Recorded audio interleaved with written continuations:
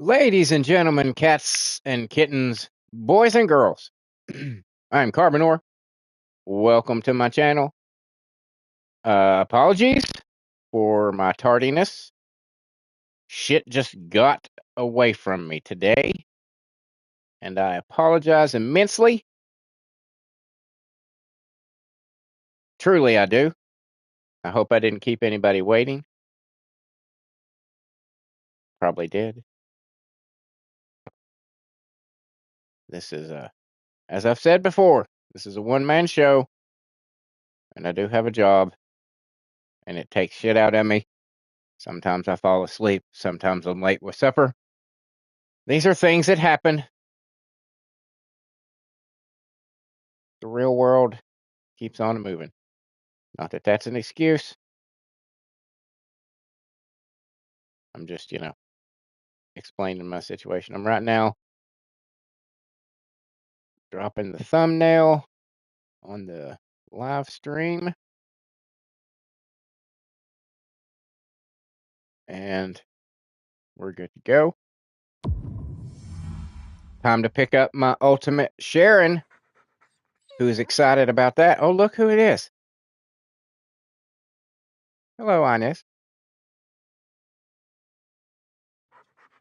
Looking pretty hot in her purple, I gotta say. I'm digging it. I'm digging it. I'm digging it.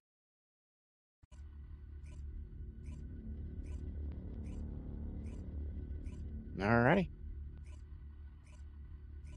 So that's what we're gonna do first. Is go pick up our Sharon.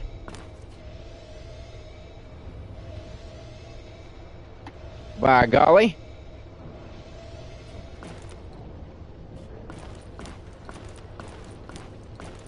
We are going to try to get some little bit of action going with Ines today. We'll probably maybe jump on a public Sigma or two with her. See if we can't shoot her up with some levels real quick. But at this particular moment, as I said,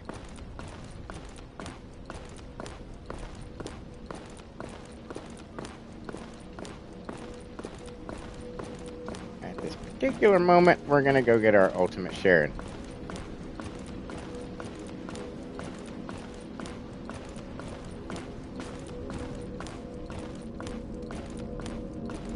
Oh, the special human child. What do you need? Oh, what are you talking about, 50 minutes? What are you talking about?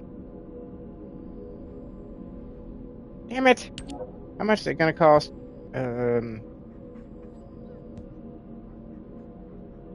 Yeah, alright, fuck it.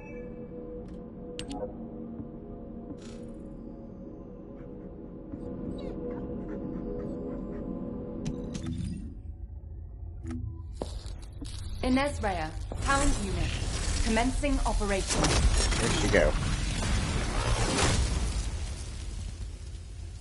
Oh, I didn't get her. What happened? Now what do you want? I want my ultimate Sharon is what I want. Mainly what I want. Alright.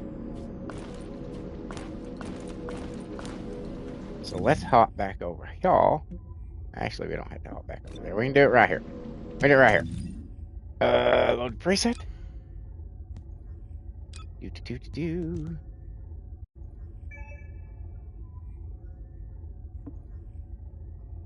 And then we will do this. The Vulgus can't see me. Doop-a-doop-a-doo. Why? Because I exist in their blood. Oh wait, we need to do What do you get when you mix water and arcade? favorite her. And favorite. Oh. The Vulgus can't see me.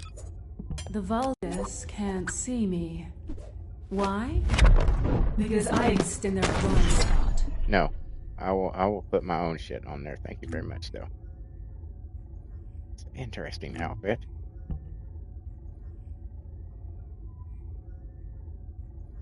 Interesting outfit.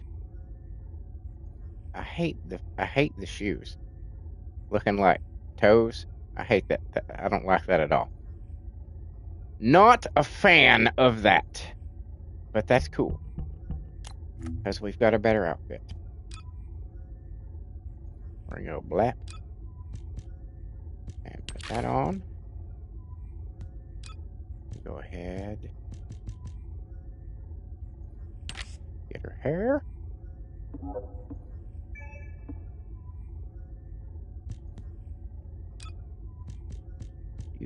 Do.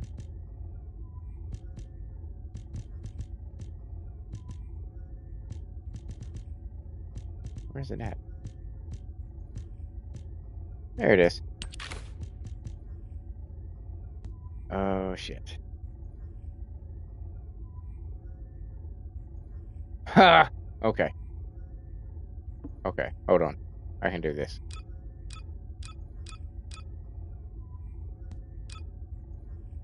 I can do this. Just gonna take a quick pin here real quick.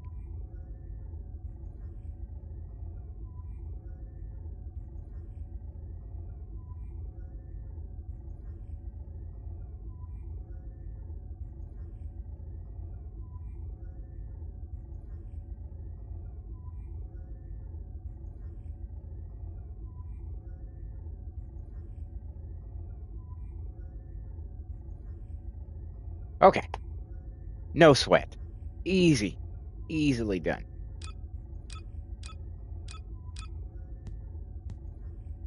Do this. Right over here.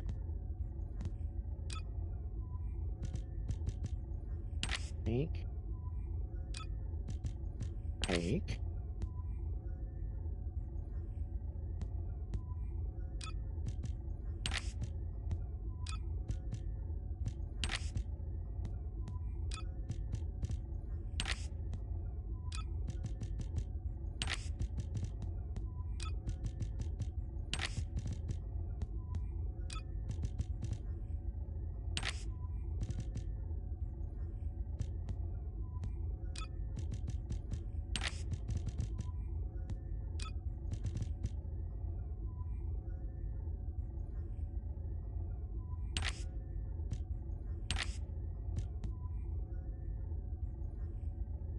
Yeah, that's the one. Okay. And then you are you.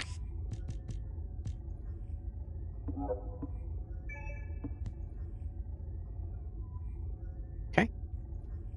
Now let's see what makeup she has.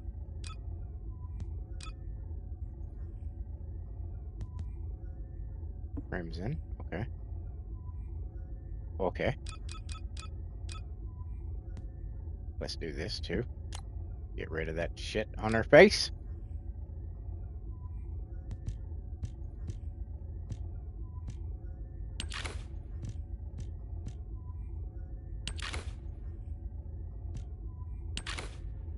I much prefer that. I much prefer that. Eyebrows. Blap.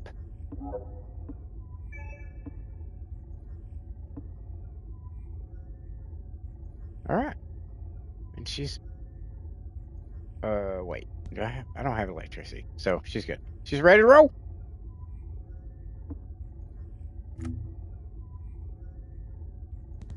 Excellent. And now we will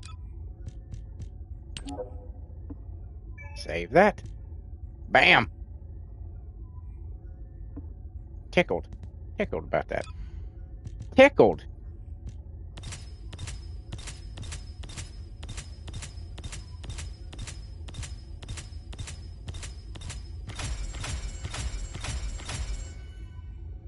And we will do you, and you. And I'm happy with that. All right, there she is. Ultimate Freyna. Now, The Vulgus I have can't to see do this. me. The Vulgus can't see me. Why? So we can get the modules.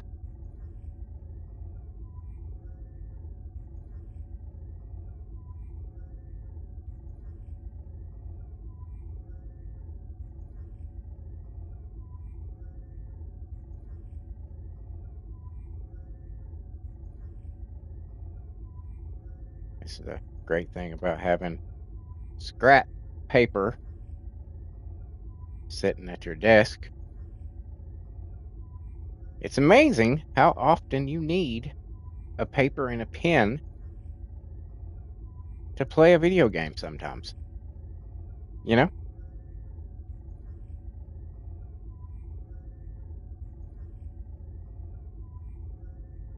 But they come in very handy, especially like for situations like this when you're trying to transfer, one character's abilities to another one, or when you see codes or have codes or puzzle type stuff. It's not a bad thing to have a little bit of paper hanging around.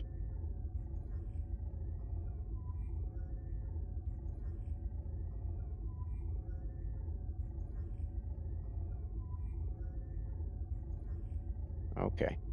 Yeah, this is starting out late and slow. I apologize.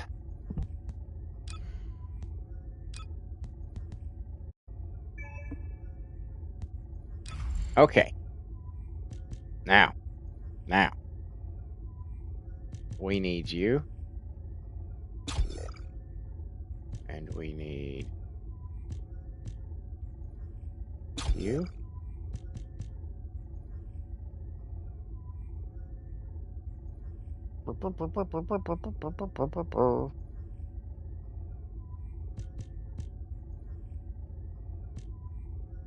Wonder if I should just put one of these in and raise it up that way. Probably should. Probably should. I should. You know what? Let's sort them by name. Why do you do it upside down? Why do you do it backwards first? Stop that. Stop it. So we got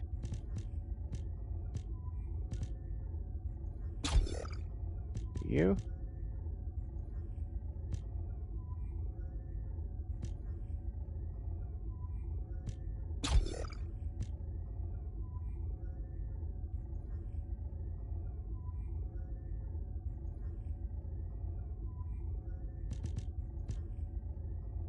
Let me mark these off as I'm getting them here.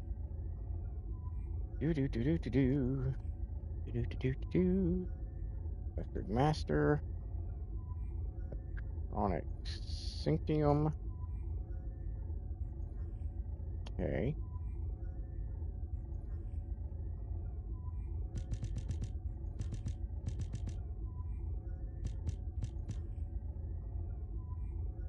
I'm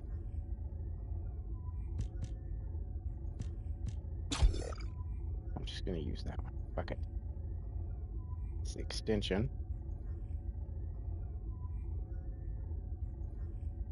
And we'll do increased HP.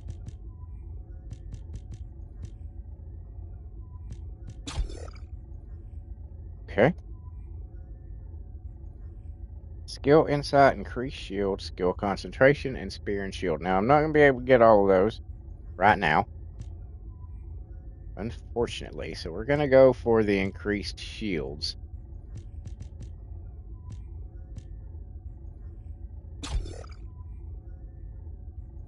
Just for now. And I'm not going to mark that off because we're going to get better shit soon enough. But there she is. Let's save this preset. And another ultimate is in the collection. I just need Luna. Ultimate Luna. And Harris. By golly. And I'll have everybody. Or all the females. All the ones I want. Let's say all the ones I want, because that's probably a better way to say it. You know what I'm saying? I think we will start off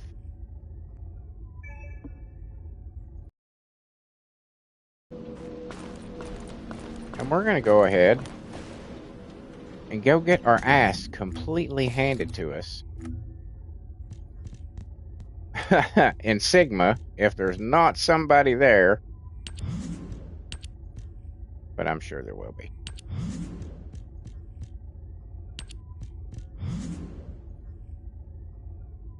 Alright, I think that'll do. Let me equip. Just so happens that all of you, except for that one, I don't know how I got that one up to 40. I don't remember leveling it up, but clearly I had to. But I for the life of me, I don't remember it. I saw that it was 40 yesterday, I think it was, and I was like, when did I get that one to 40? I don't know. I don't know. All right, let's hope we got like one or two like badasses that can just carry us through that I can just follow. That would be ideal.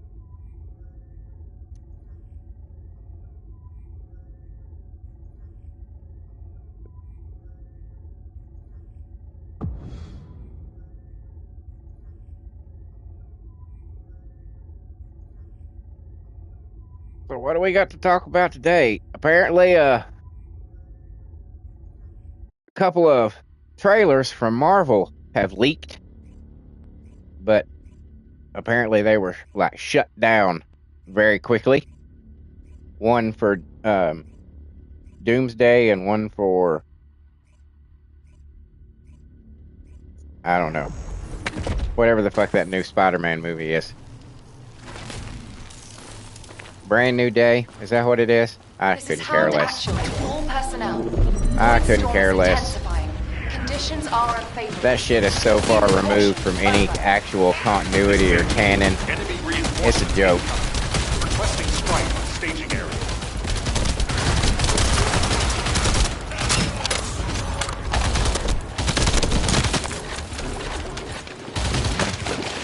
As far as I'm concerned, the MCU ended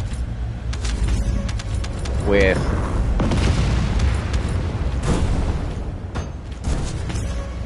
Infinity War, with Thanos at peace and half the universe dead.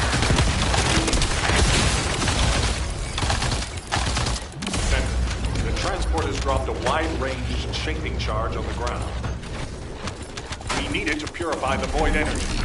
Prime the detonator with your RK, then hit the detonation device.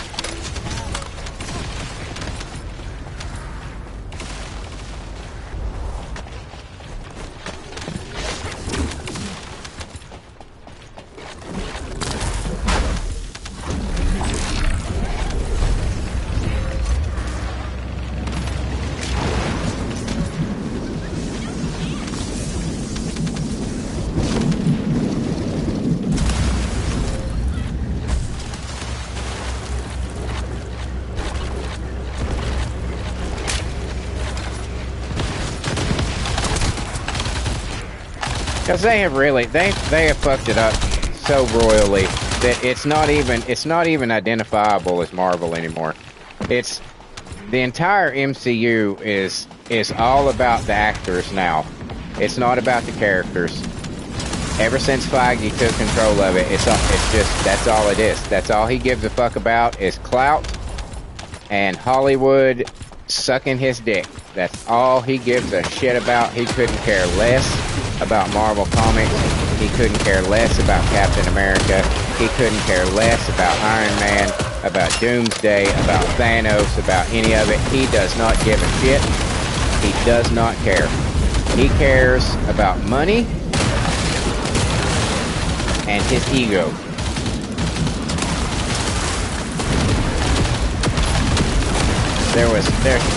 The MCU could have been so much. It could have been so fucking great. Pound actual to HQ. And it was fucking doomed from the fucking start. Because they didn't have access to the X-Men, the Fantastic Four, or Spider-Man due to their own fucking stupidity in contract negotiations. So it never really had a chance. And I've had issues with the MCU from the fucking beginning. From the beginning.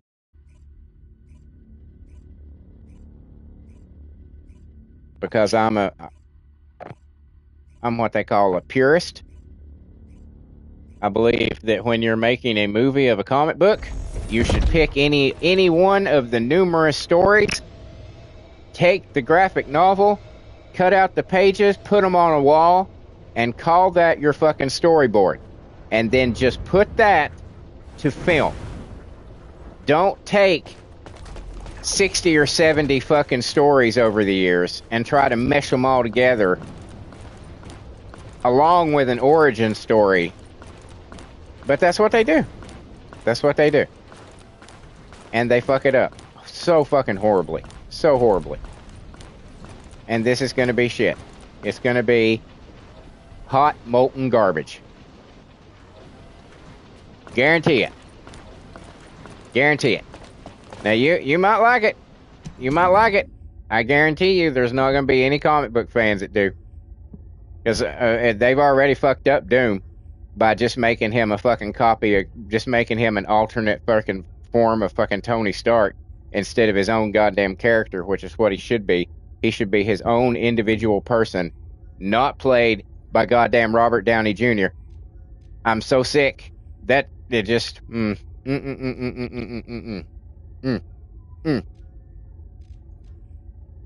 pisses me off to no end.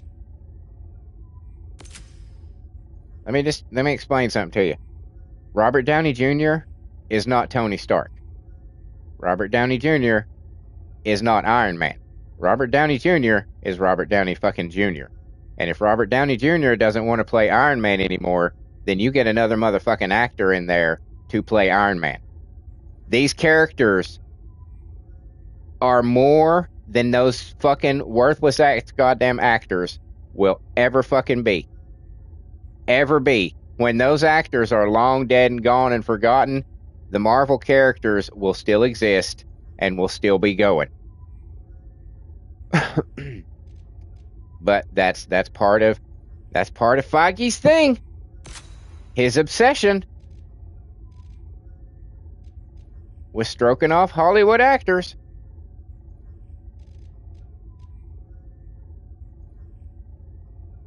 But whatever.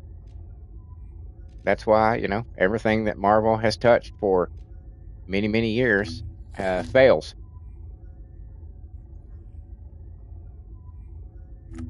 Because it's shit. Hot fucking garbage.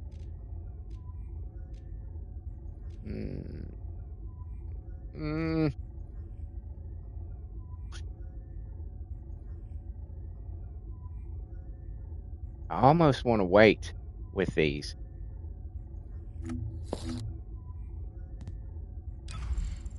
Well, I don't guess I need to.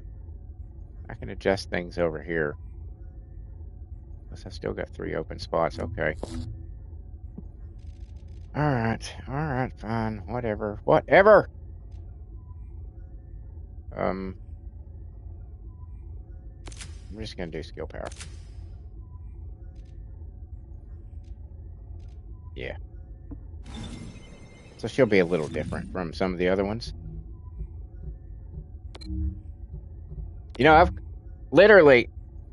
I've collected comic books as long as I've been alive. As from my earliest memories, I have over 5,000 comic books. To some people, that's not an impressive number. To a lot of people, that's an outrageous number. So, when I speak poorly of the MCU, I do so as someone with more nerd cred than most, I would say about 95% of the MCU fans. This is Hound Actual to all personnel. Void Storm Don't quote the old words to me. I was there when they were written. Proceed with kind of thing. Over.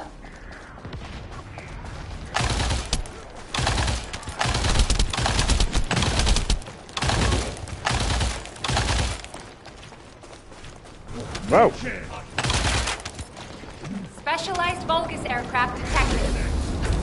That aircraft is used to fly through void storms. It must be shot down.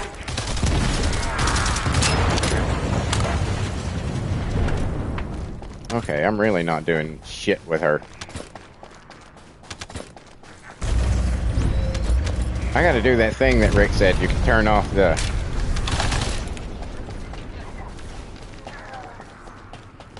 Hey, Ansel, good morning to you, sir. How's it going, man?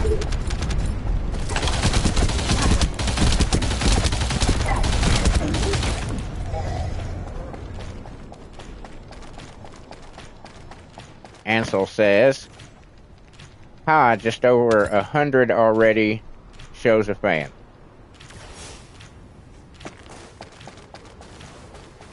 I mean, I see what you're saying.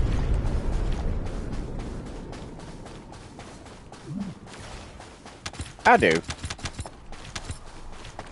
There's just a lot of people my age who've been, Vulgus presence confirmed who've in the been collecting operation this zone. shit their entire lives. Descendant. On your signal, we will Like me, initiate close air their support. first memories were of, these characters.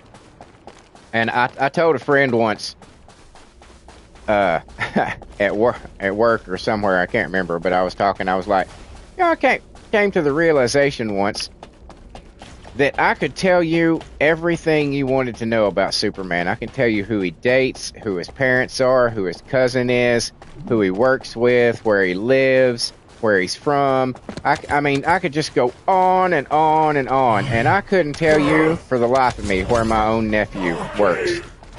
And he just laughed. But there's a lot of people like me that always wanted to share the comic book world with normies, that always was like, man, if people just understood how awesome this shit is. It's not funny books. It's not, it's not like a comic strip in a fucking goddamn newspaper or the Sunday paper.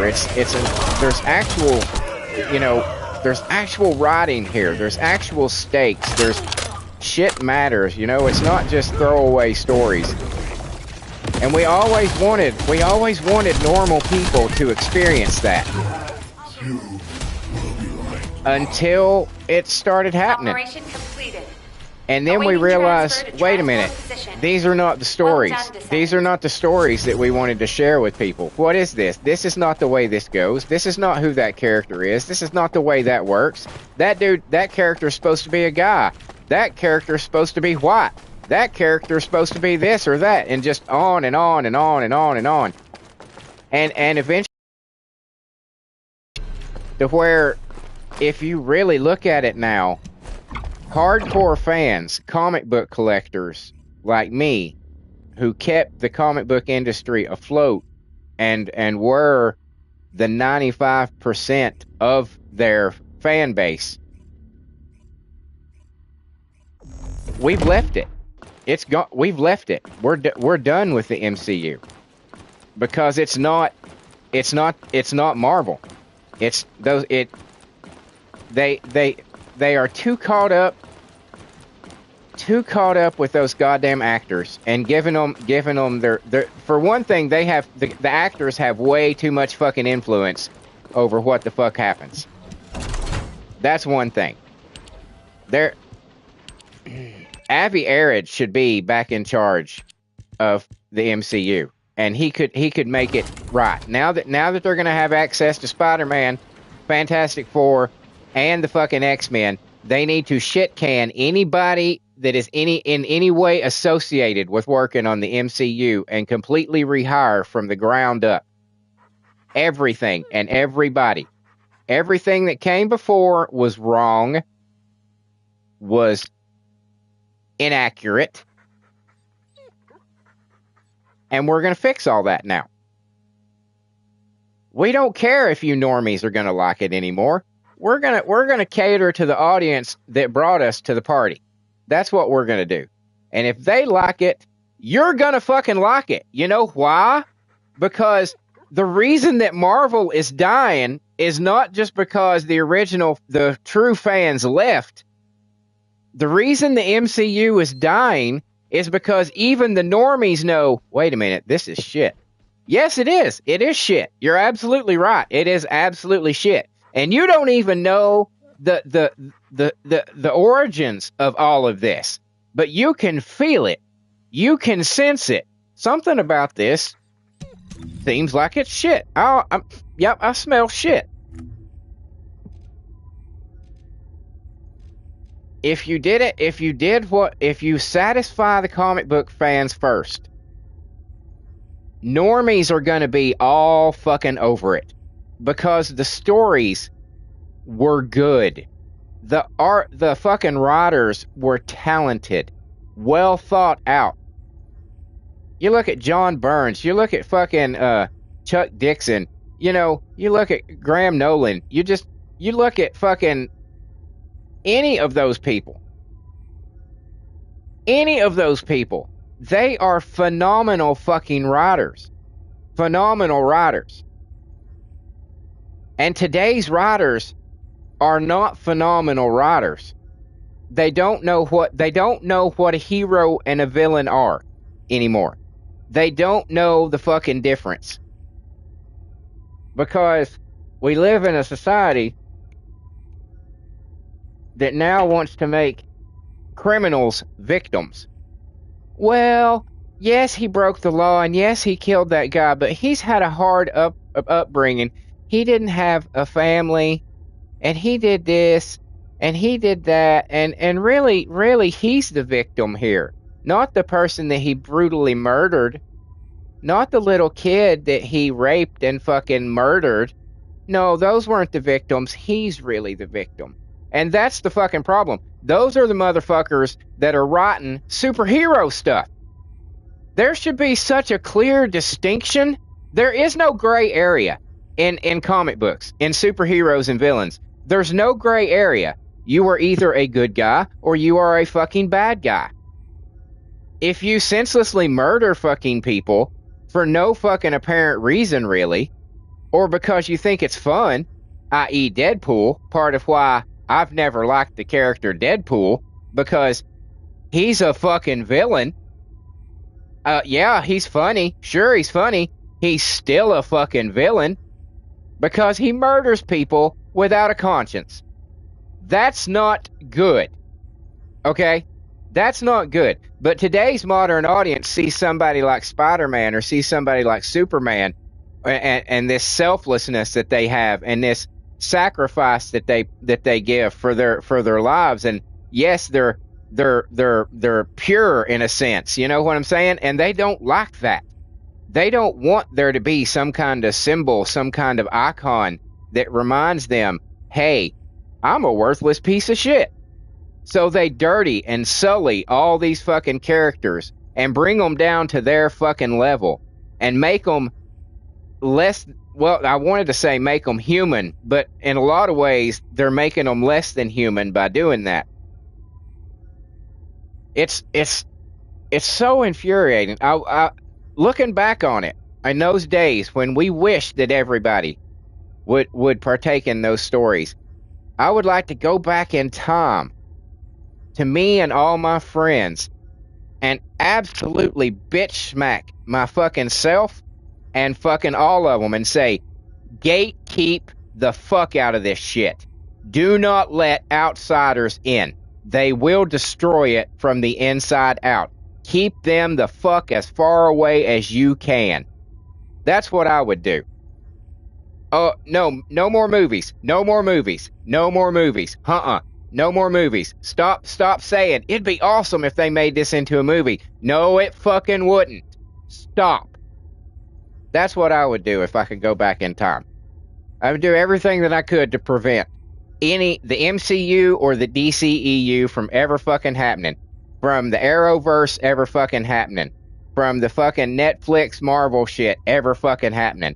I would stop it all and be like, no, we're not sharing this with you. No, fuck you. Yes, it's just stupid kid stuff. stay the fuck away. That's what I would do.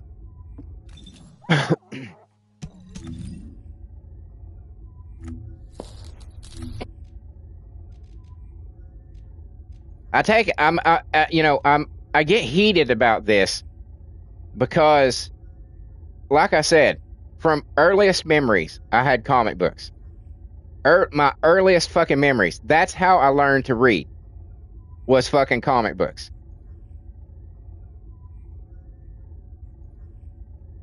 And my entire personality and being was wrapped up in the fact that I was a comic book nerd, a sci-fi nerd, a fantasy nerd.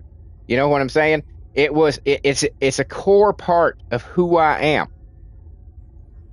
And to see it all just be absolutely fucking stomped on the ground, to see it all be overtaken by the assholes and the bitches in high school who always gave us shit because big tits and half-naked women and look at all those big muscly guys, and it's like, yeah,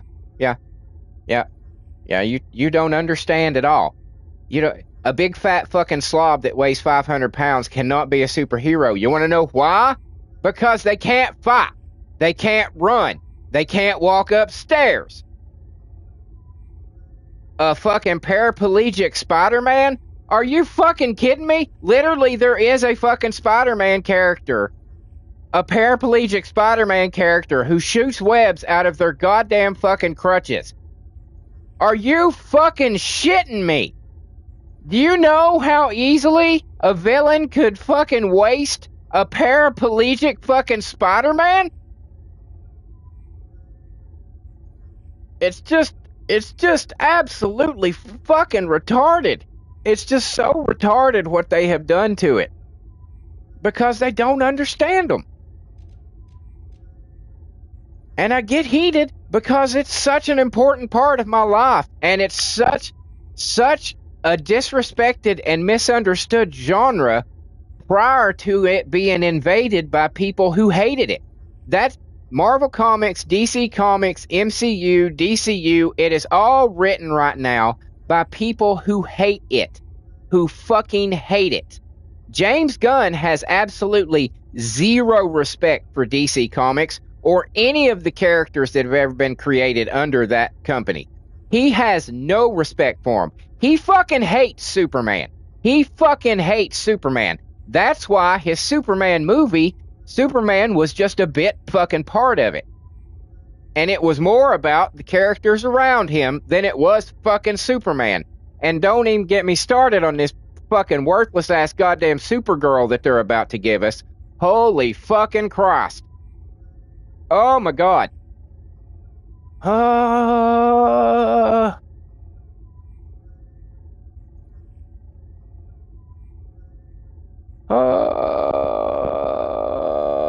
I'm able to contain this most of the time. I really am. I'm able to contain it. I'm able to, keep it.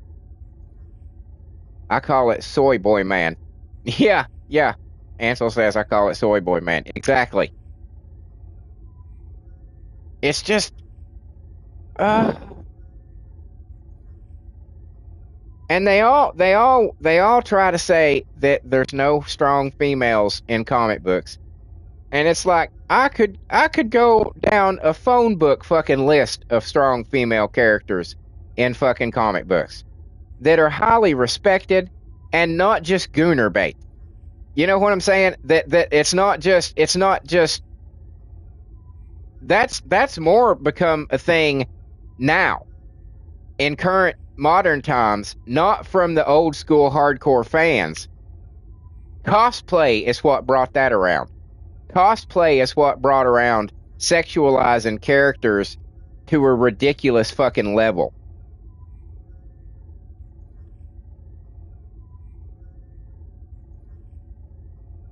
And there was another thing that I thought was one of the greatest things in the world when cosplay first showed up on the scene. I was like, you mean there's hot women that are willing to wear these superhero outfits just for the sake of it?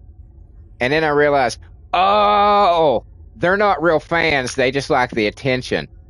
Oh, that sucks. And they're not. They're not.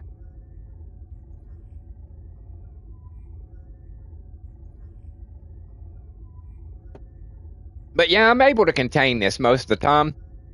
There used to be a time when I would talk about this shit for hours at work with my coworkers, and now I can't even stomach fucking trying to talk about it. Anytime they say, one of them will turn to another one, and I'll overhear them saying, "You see that new commercial for whatever?" And I'm like, I don't even want to bother. I don't even want to bother.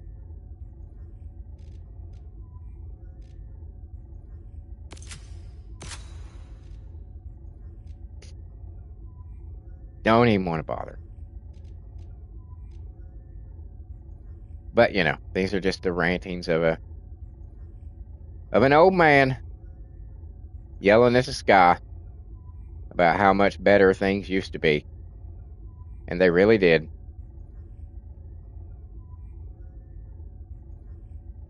And they really did. Things used to be really fucking awesome. They're just not anymore. There's just too many people that are lost and refuse to admit it. And they drag us down with them because we have to show respect. We have to, oh no, everybody wants to get along. I don't want to get along. I don't want to get along. No, I don't. I don't want to get along. Nuh-uh. Go fuck yourself. There's my getting along.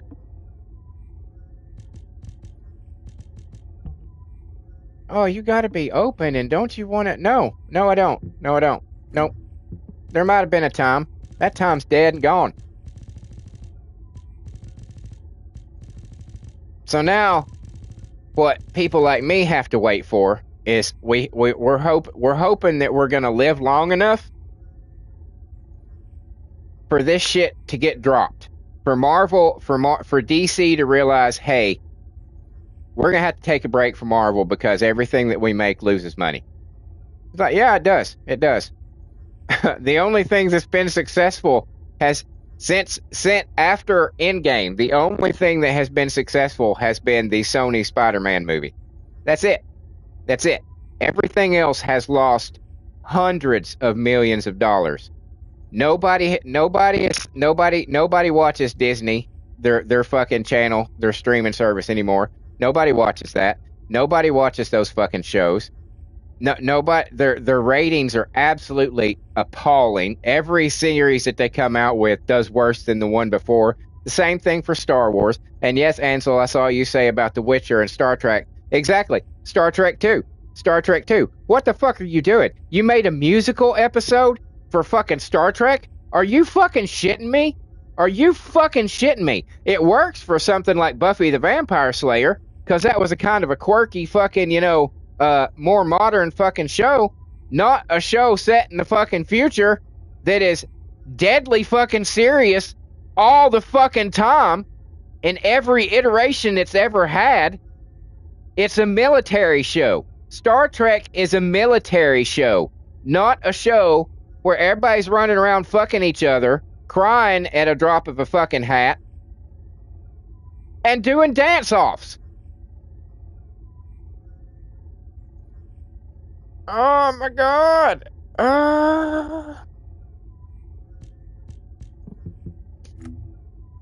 Sorry. I'm sorry. I'm sorry. I'm not intending to offend anybody out there. That's not my intention. But, like I said, don't quote the old words to me. I was there when they were written.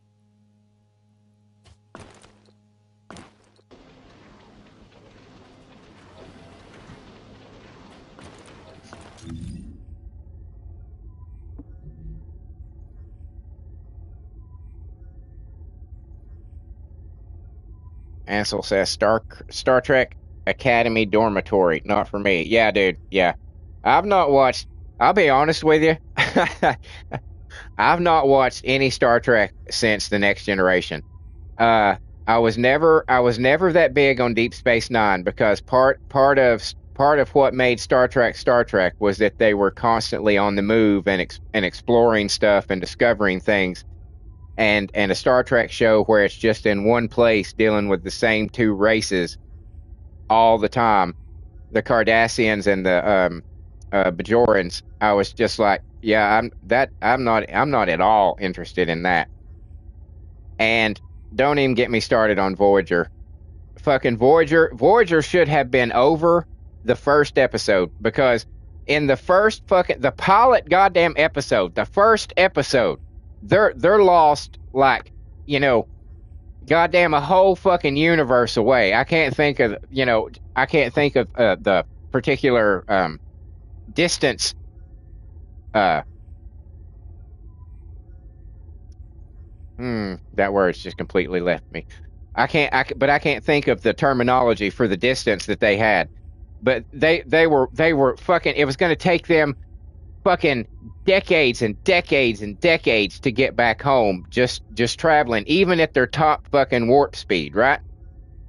At the end of that fucking episode, they had an opportunity to go the fuck home. And Janeway said, but they were going to have to violate the Prime Directive. Now, anybody who knows old school fucking Star Trek knows that Captain James T. Kirk had a very loose relationship with the Prime Directive. You know what I'm saying? Yeah, it's more of a guideline than a rule. You know what I'm saying? Now, Picard was very strict with it. Was very, very strict with it. But I guarantee you, even he,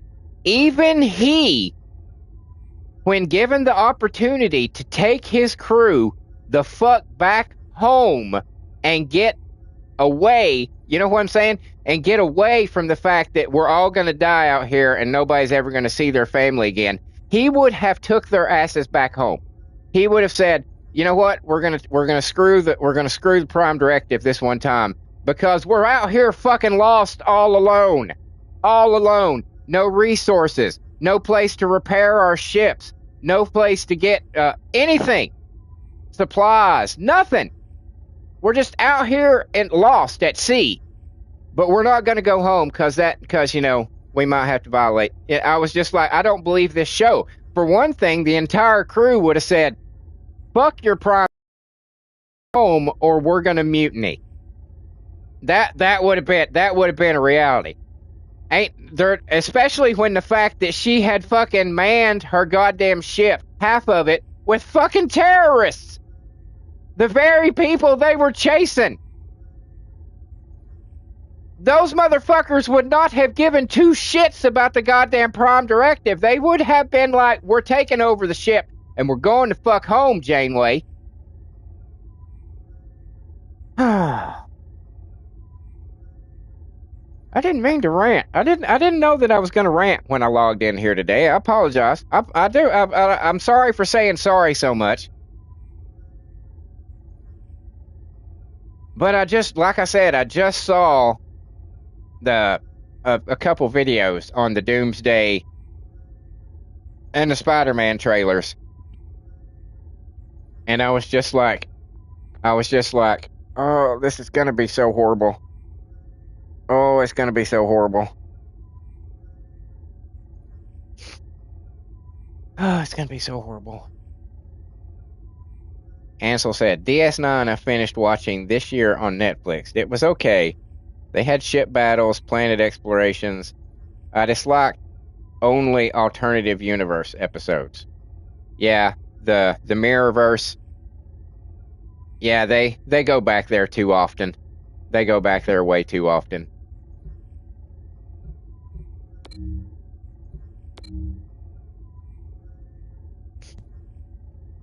I didn't watch Enterprise either because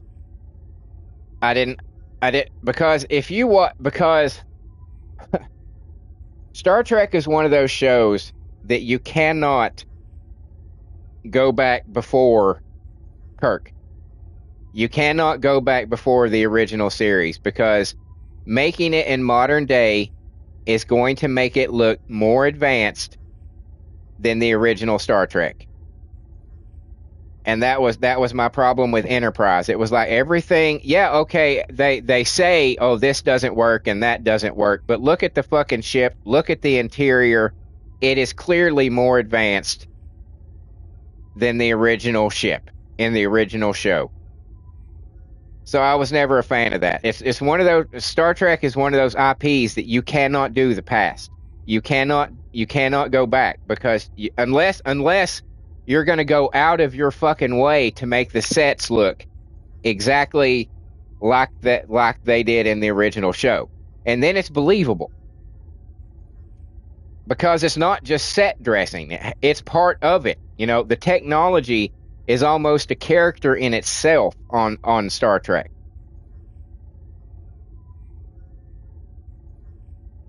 I don't know. I just care and love this shit so fucking much. And the product that people are just eating with a fucking spoon is a half-assed product, and it's not the good stuff. It's not the good stuff. Because I've talked to people who were MCU fans before who were like, you don't like it? What do you mean you don't like it? And then I would explain like how the Infinity War actually went. And they were like, oh God, you're right, that is better. And I'd be like, I know it's fucking better. I know it's fucking better. I know that. Explaining Armor Wars, or the first time the time that Captain America stopped being Captain America because the government said, "Hey, we want you to go do this shit," and he was like, "Yeah, I don't agree with that, so find somebody else." And I was like, "That is so fucking Steve Rogers."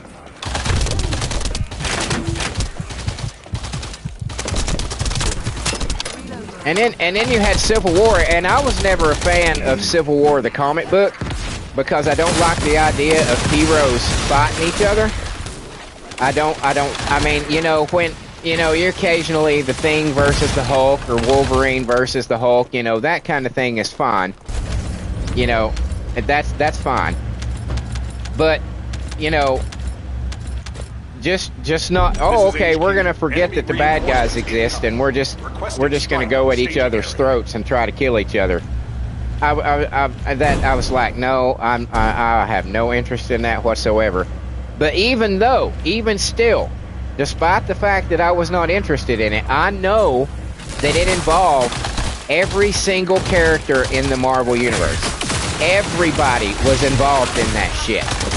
Everybody. And then you see it in the MCU, and it's 11 people. Boy, that's a massive Civil War right there. 11 goddamn people. Wow. And when they announced it was going to be the Civil War, I was like, there's not enough characters. And then they announced they were going to do Infinity War. I was like, and there were still like 7 or 8 episodes away, or movies away. I was like, there's not enough characters. They're not going to get enough characters in there to make it significant. They're not going to be able to do it in time. And they didn't.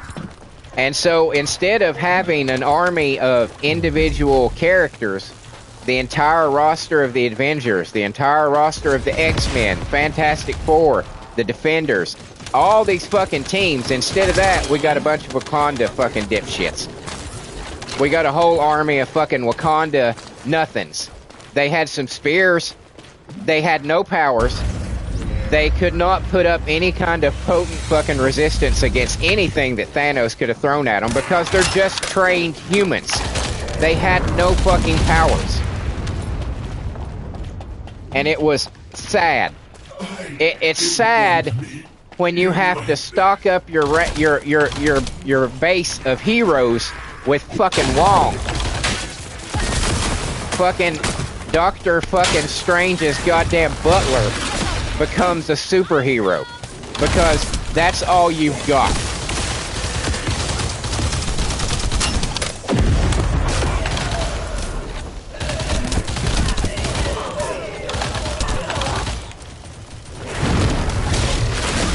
just realized I don't know how the hell to do any of her shit. I may have underestimated them.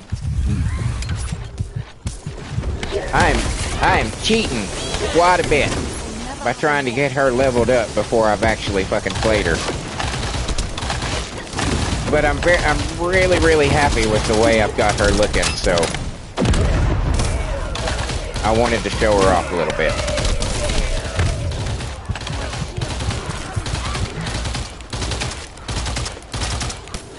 Yeah. Yeah.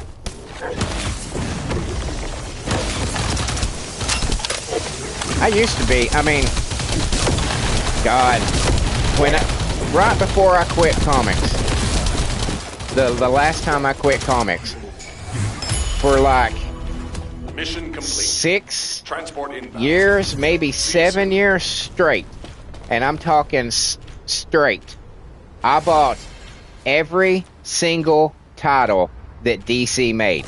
Every miniseries, every annual, every special issue, everything. 6 or 7 years, every single title that DC Comics made. And read them all, and loved them all. And then Dan Didio said, hey, we're going to retcon the whole universe, and we're going to make Wonder Woman a dominatrix and Superman a dipshit, and I was like, and Batman's going to be a fucking raging psychopath. I was like, yeah, I'm not interested. So, since Marvel's doing Civil War and you're doing this, I guess I don't collect comic books anymore.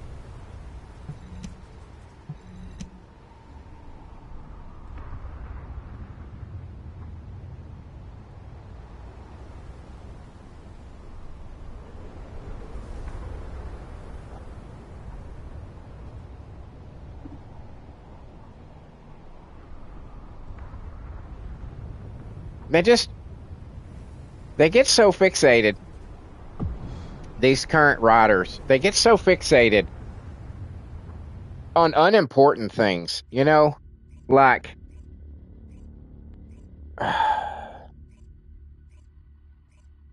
like a gun, like, let's look at the fucking Han Solo movie. Did anybody need to know how he got his name Han Solo? Did anybody think that wasn't just his fucking name because he's an alien in another fucking universe? And maybe that's just his fucking name? No. No, they had to give an explanation on why his last name was fucking Solo. You know, that's the kind of thing that they get fixated on. It's like, oh, here's this dagger that this one person had, so we're going to do a pre-series, and we're going to show this dagger, and somebody's going to carry it around like it's really important, although it's not. It just happened to be the dagger that this person had to kill this bad guy with at the time. You know, it's that kind of obsession with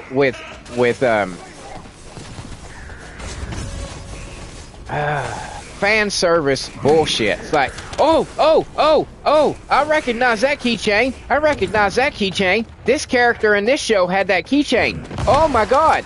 That's the kind of shit that they get obsessed with because they can't write. Because they can't fucking write.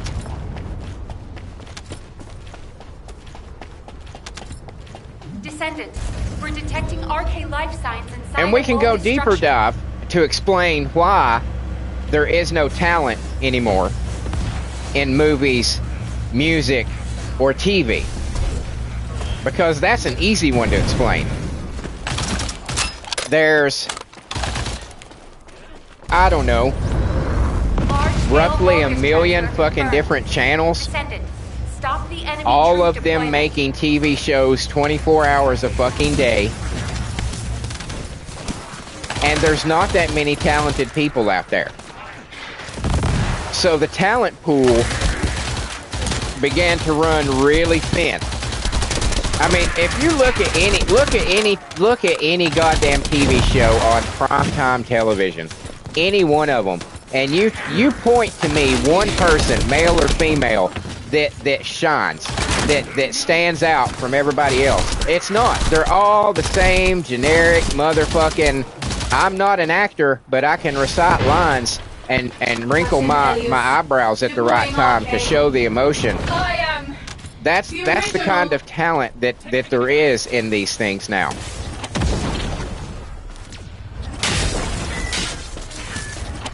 And they all expect immediate success.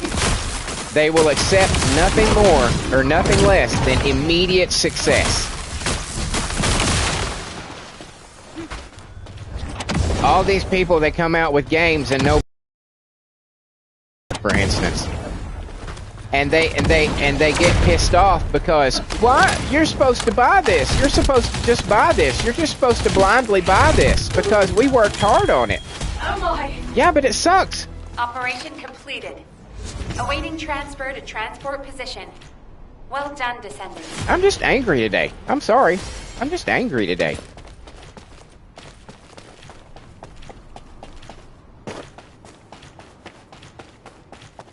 I'm just angry. I don't want to be angry.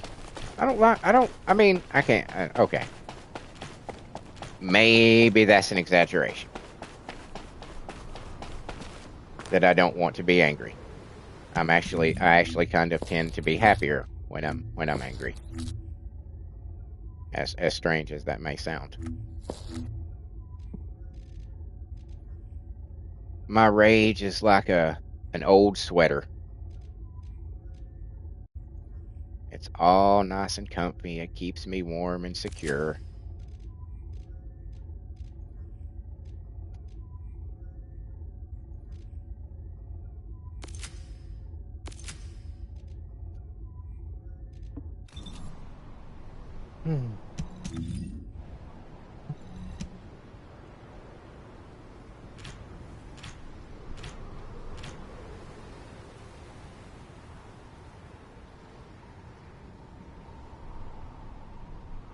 You know, I knew things were really going downhill as far as what I was just mentioning about the talent pool being, dried up. Does anybody remember the TV Guide channel on cable?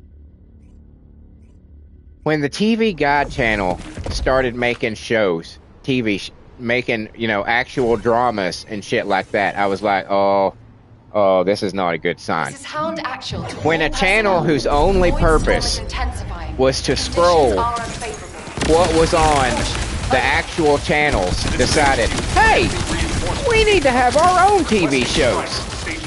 It was like, oh my god. Oh my god. You people have totally lost the plot.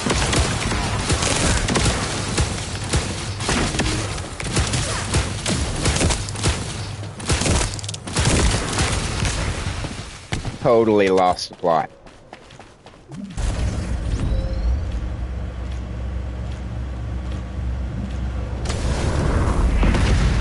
And music is horrible these days because it's nothing but a bunch of overproduced bullshit. People created by record companies and their image is so carefully fucking goddamn cultivated and nothing is dangerous anymore. Nothing is offensive anymore. And those things are fun.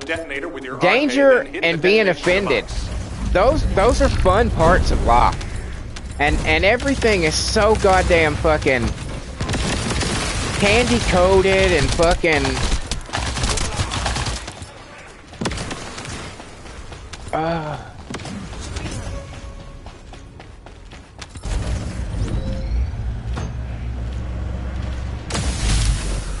nobody's willing to take risks on anything that's good. They just want to be like, well, we neutered. Yes, nothing has balls anymore. Exactly, Ansel. Nothing has balls anymore.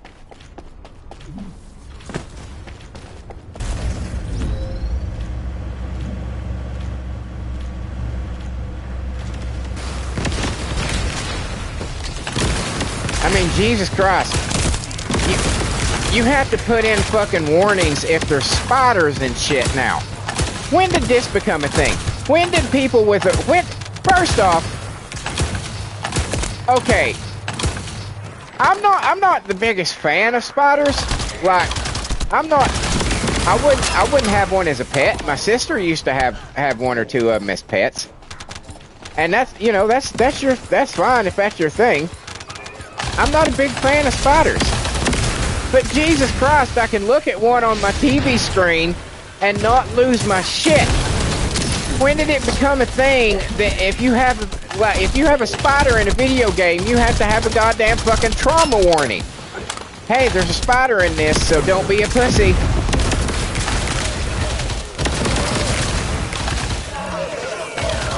Jesus Christ.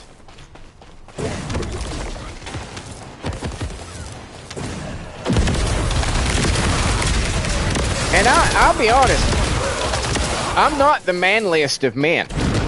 I'm not. I've always been on the artsy fartsy side. I've always gravitated towards female perspective music. Transport inbound. Simply because, you know, I guess I'm in touch with my emotions. I don't know.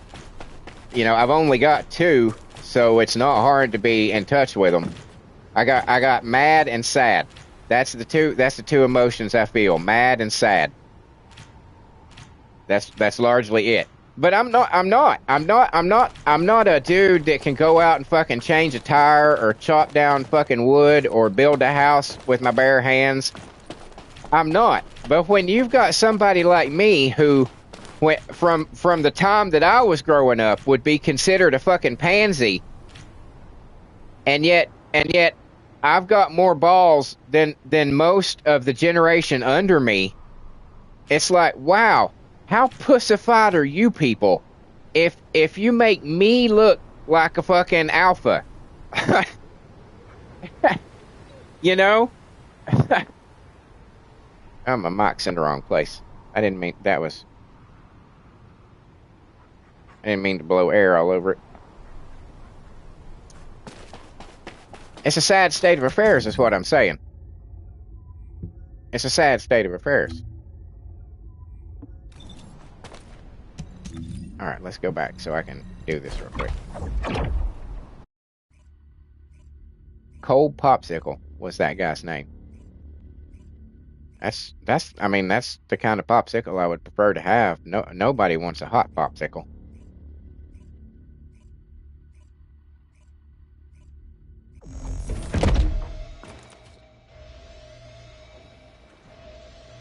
Ansel says separate dishes for separate tastes instead of one dish of everything included for everyone or none. Exactly.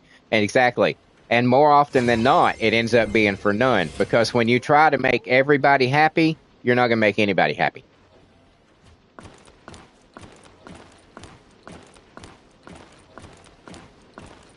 You know?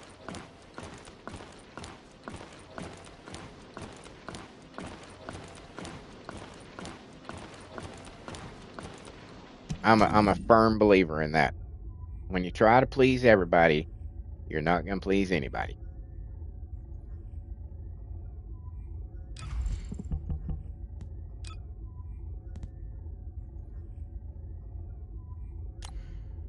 Let's do this one first.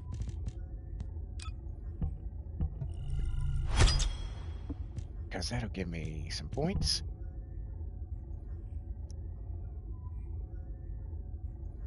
Does it give me 8?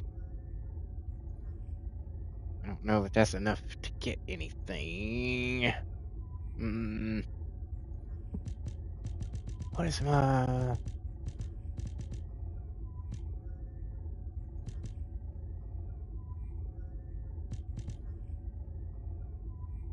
skill concentration? Where are you at? Ooh, okay. Yeah. Wait. I already had one.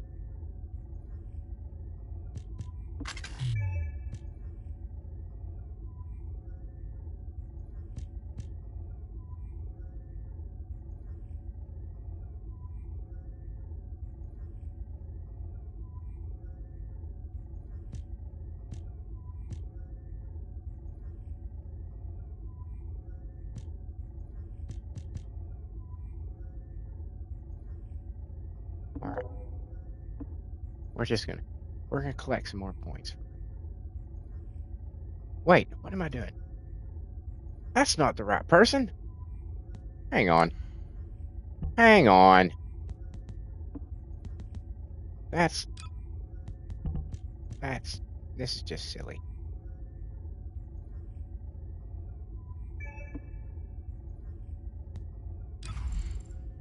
Okay. I was looking at the list of shit that I made for the Ultimate Sharon, not for Ines. Okay.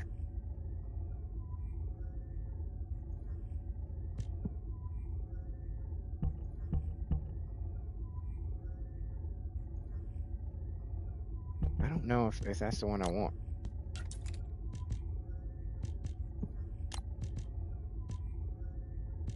All I got otherwise is plasma ball.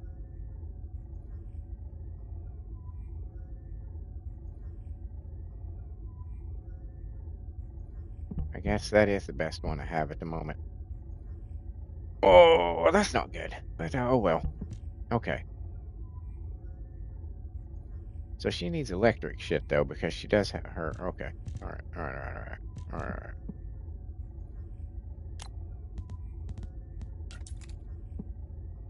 All right. All right. All right.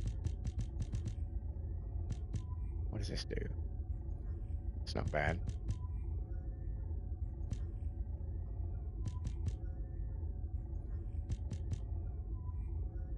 I have enough for that. Damn it! Okay. Yeah.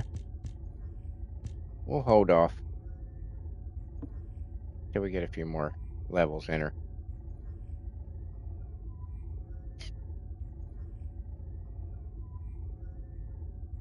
How are these looking? 40? 22? Okay, excellent. Excellent. Hmm.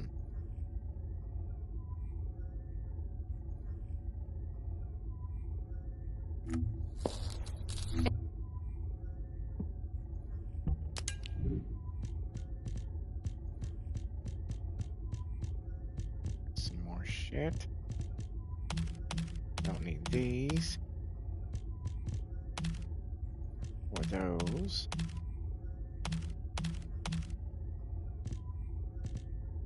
And I'll have to check everybody on those.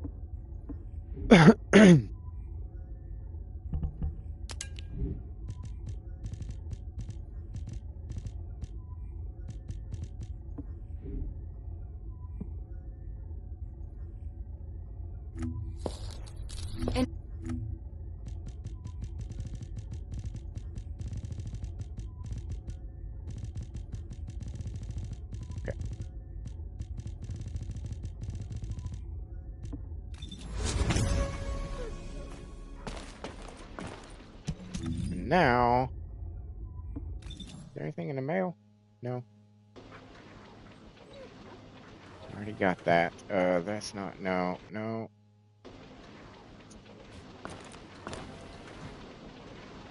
What should I do? Let's...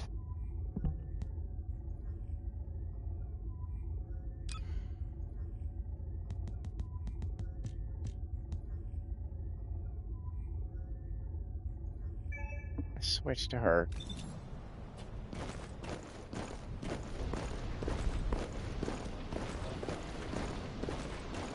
Switch it to her.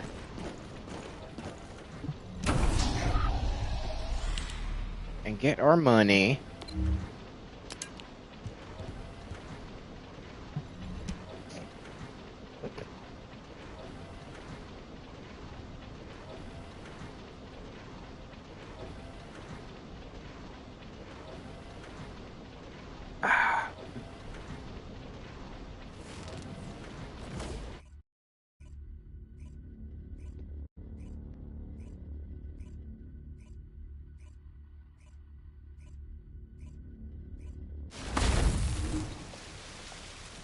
But yeah, as far as what you were saying, why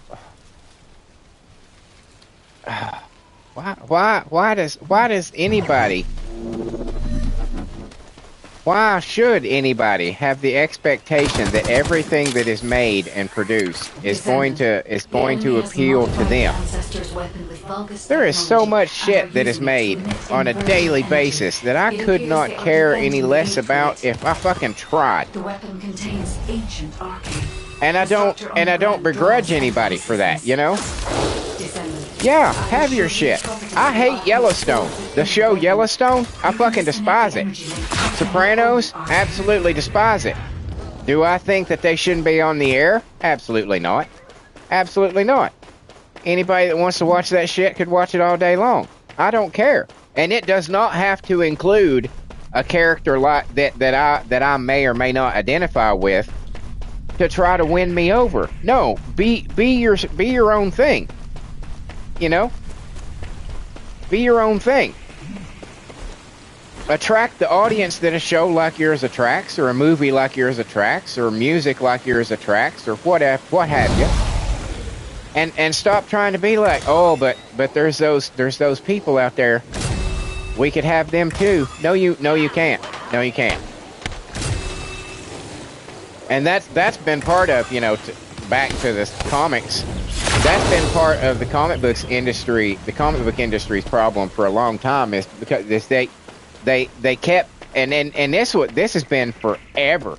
This was back when I was in high school even, that they were constantly trying to appeal to people outside of, and because I'm not trying to offend anybody here, but I'm going to tell you a cold hard truth. Prior to the MCU, the audience of comic books was about 95% straight white men. I'm sorry if that pisses you off. I'm sorry if that makes you angry. That is the goddamn truth. And they have constantly been after this elusive audience that they think, oh, we're going to bring in women. No, you're not. Oh, we're going to bring in black people. No, you're not. No, you're not. No, you're not. What you're going to do is lose the audience that you have. The 95% of the audience that you have. You're going to lose those motherfuckers trying to chasing down that 5%. And that's exactly what they've done. That's exactly what they've done. They ran off the straight white men, and now it's all tumbling down.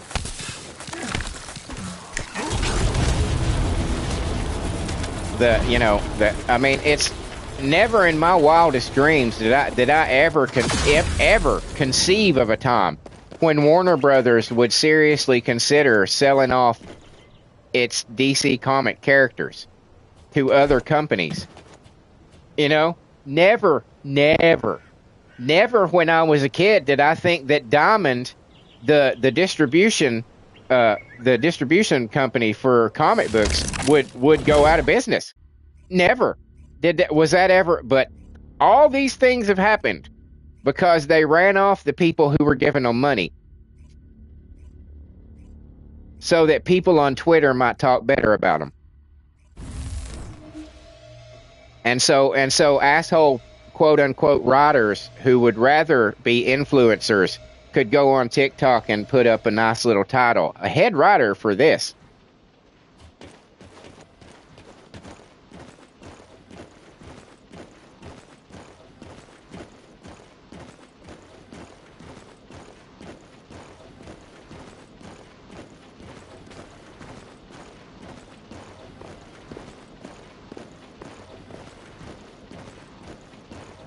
I guess I should not have watched those videos before I started my own video.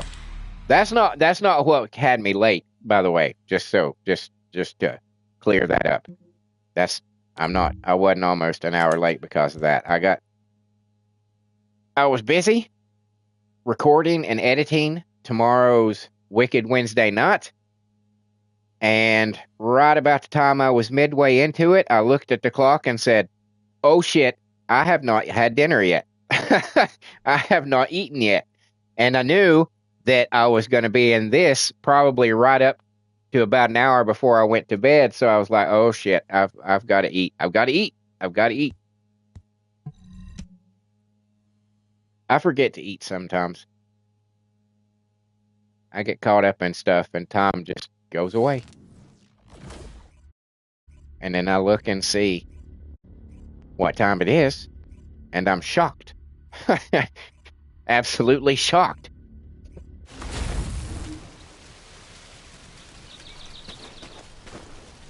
But yeah, I don't need to be watching any more videos like that. I mean, I guess I kind of do, because I guess it's more entertaining than me running around silently, you know, shooting the same shit that I did yesterday. You know, doing the same things that I did yesterday. Which I mean, it's just part of the grind on a game like this, but I could see how that would get boring after a while of someone watching. So I guess in that respect, The weapon contains ancient arcane. you know, it gives me something to be saying, and it gives something for people listening to be like, I agree with that, or fuck you, dude. You can disconnect the energy link using your old arcane.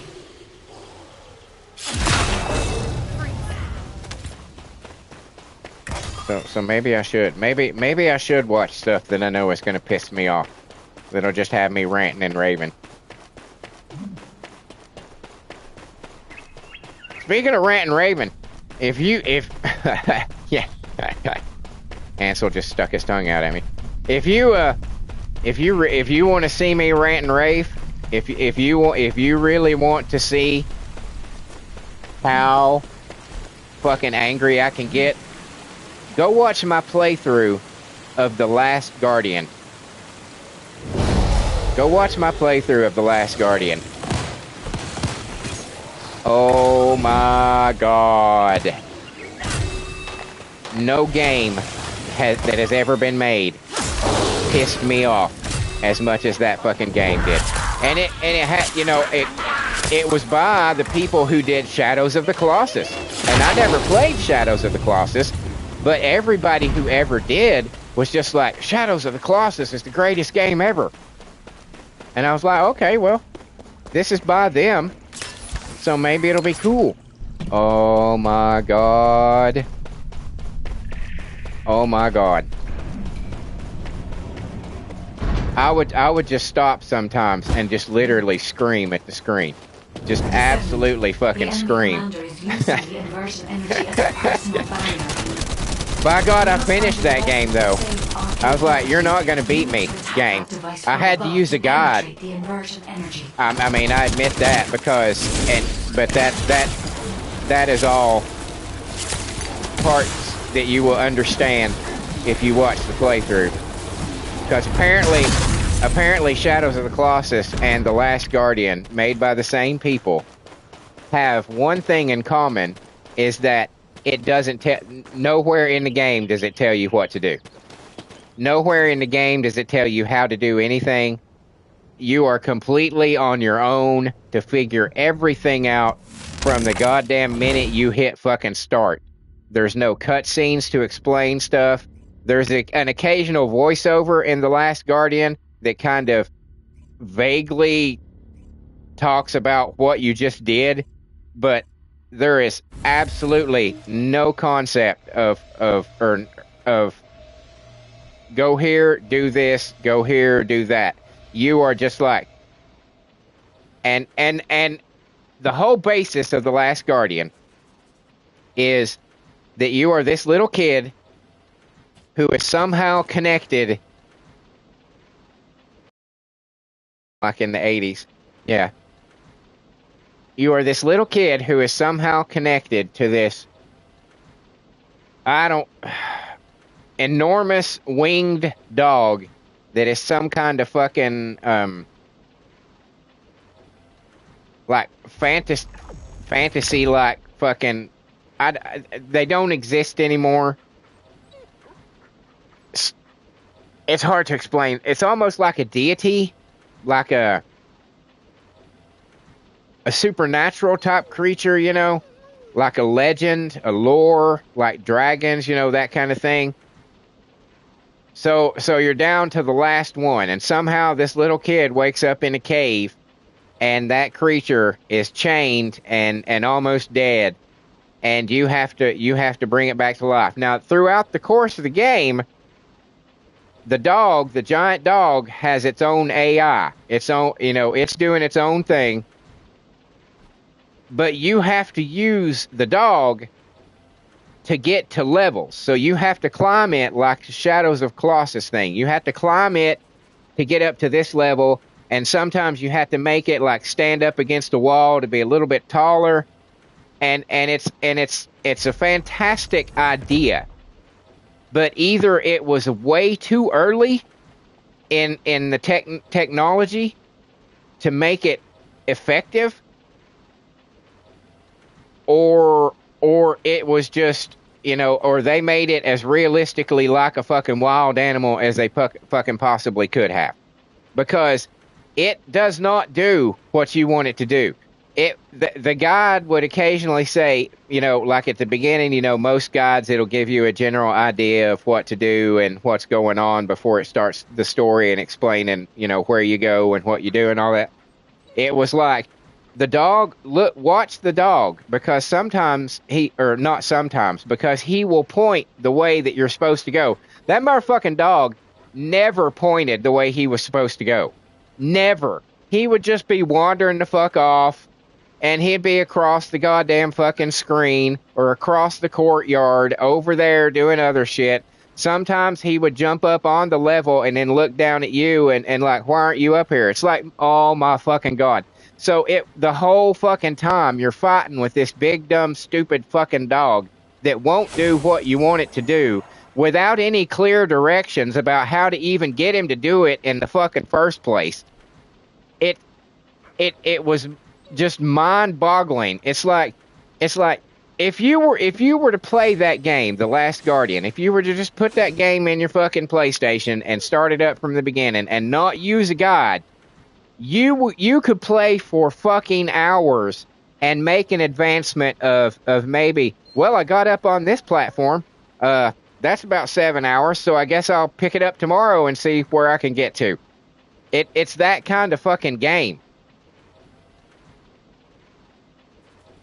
And I ranted and raged and screamed at that stupid little boy and that big fucking dog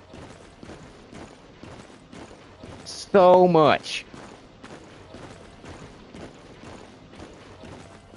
I had no choice but to use a guide, because I literally would still be playing it right now.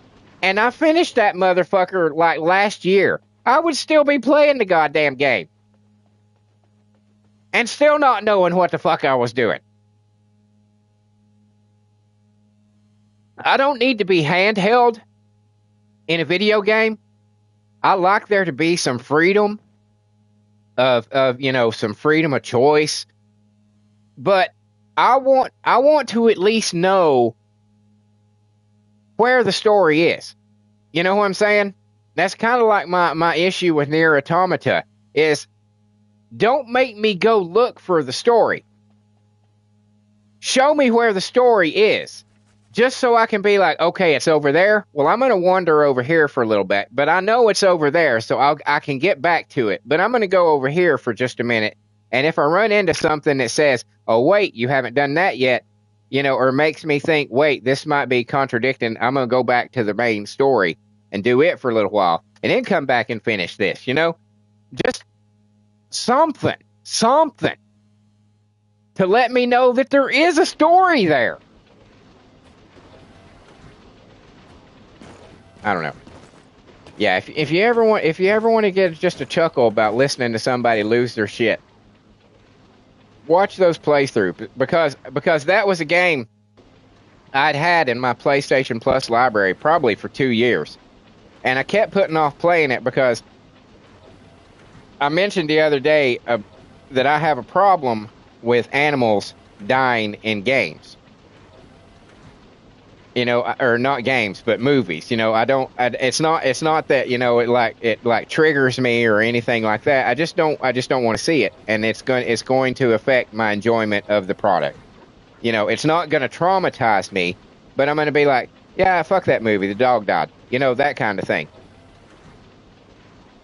So I put off playing it because I just knew there is no way that that big ass dog is going to get through that fucking story. There's no way this is going to be a happy ending. You know, just something just told me. So I put it off for fucking ever and ever. And finally, but I was like, man, I've got to get to playing that. I really want to play that.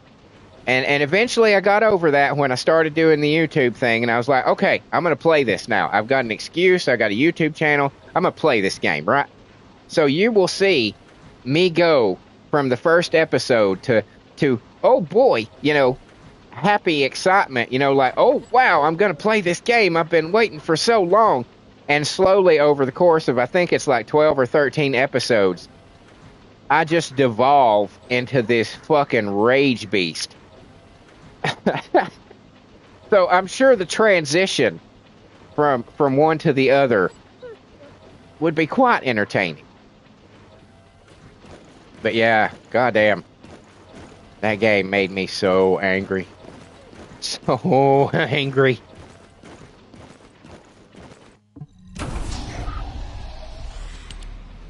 But I refused to quit it. I was like, I'm finishing this fucking game. I'm finishing it. I'm gonna finish it. Which really says a lot for why, you know, for the fact that I'm not going to finish Nier Automata. It's like I am so disinterested in that game. I have 10 episodes, I think, in it, and I am so disinterested in anything that's happening in it. There is nothing that excites me or makes me want to come back to it. And it got to the point to where every time it came around in that rotation, I would just be like, oh, fuck. I've got to play Nier Automata now. Energy. It has a large output, which requires processing. At least if it was like pissing me off, you know, I could be like, fuck you, game. I'm gonna beat your ass. But it's not even that. It's just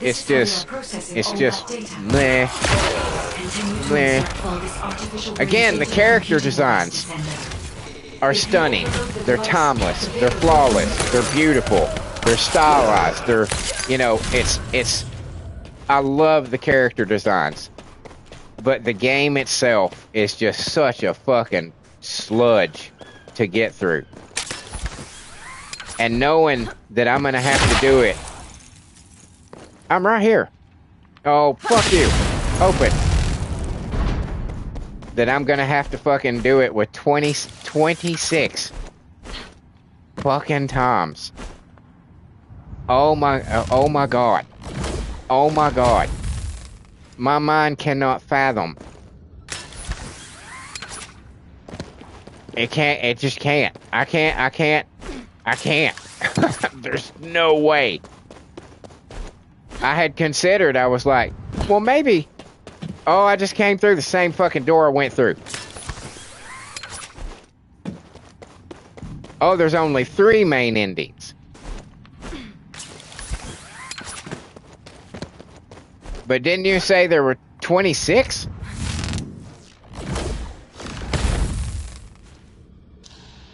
Why? Don't point me that. Damn it. Am I going the right way? Yes, okay. Green diamond. Follow the green diamond.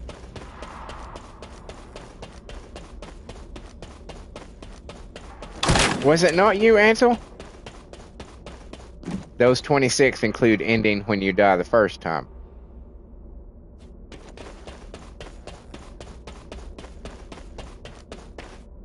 So there's dying the first time, and then there's 25 other endings. Holy shit.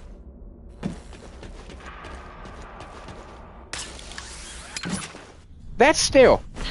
Oh, son of a bitch. I mean, you gotta admit, that's still a ridiculous amount of endings. Why? How? That's... Why would you need 26 endings?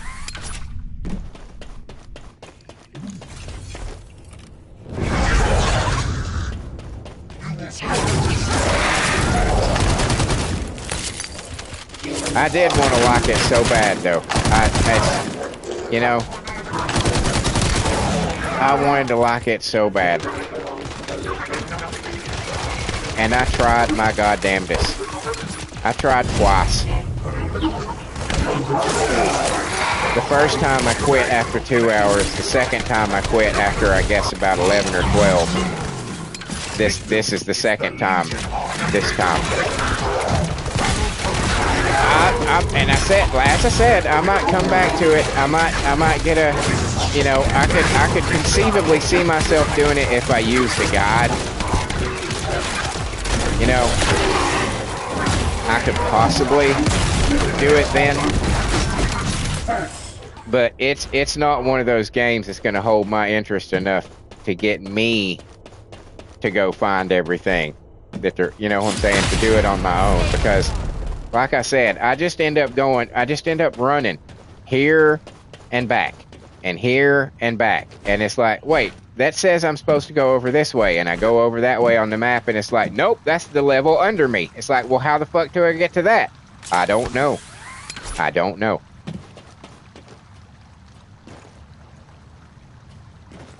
Ansel says, well, when you die, there is a save you can load. My first death was in tutorial with no save.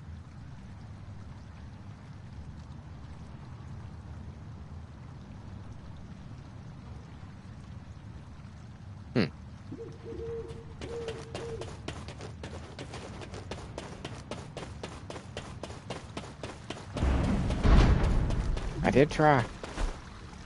The enemy commander is using the phase separation veil as a shield. If you overload the computing device... But yeah, that's all I did was just run from one end of that. You got to admit, Ansel, you got to admit, the map on that fucking thing, your mini map, is a joke. Just everything is just a bunch of fucking gray blobs. Nothing is like named, nothing is shown, it's just a bunch of gray squares.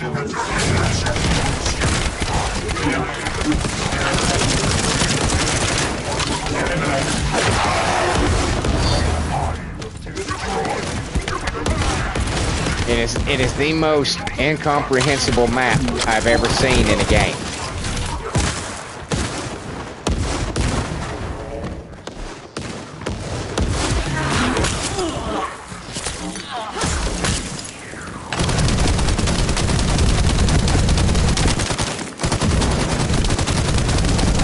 I don't know, I guess the Japanese people, I guess they like the challenge of games like that, of finding your own way through a game and not being told anything. But I don't. Now, I'm not saying that I won't like a game that's essentially nothing but cutscenes that occasionally you flick a button on. I'm not saying that at all. But like I said, at least tell me where the story is. At least point me in a direction.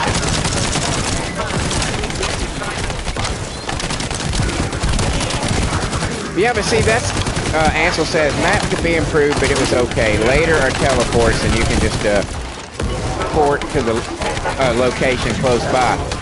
But that was part of my problem, is that the places that I needed to go to, I didn't have the ports open to, and I couldn't find how to get to them. I looked all over the fucking map. I would go everywhere, back and forth before I would finally find. Okay, oh, here's something, and not knowing if it was what I was supposed to be doing. Like, I was so thrilled when I found that carnival place with the robots. And they were like, oh, go collect these stamps. I was like, holy shit, I have an objective. Oh my god. I have an objective, it's right here in the location that I'm at.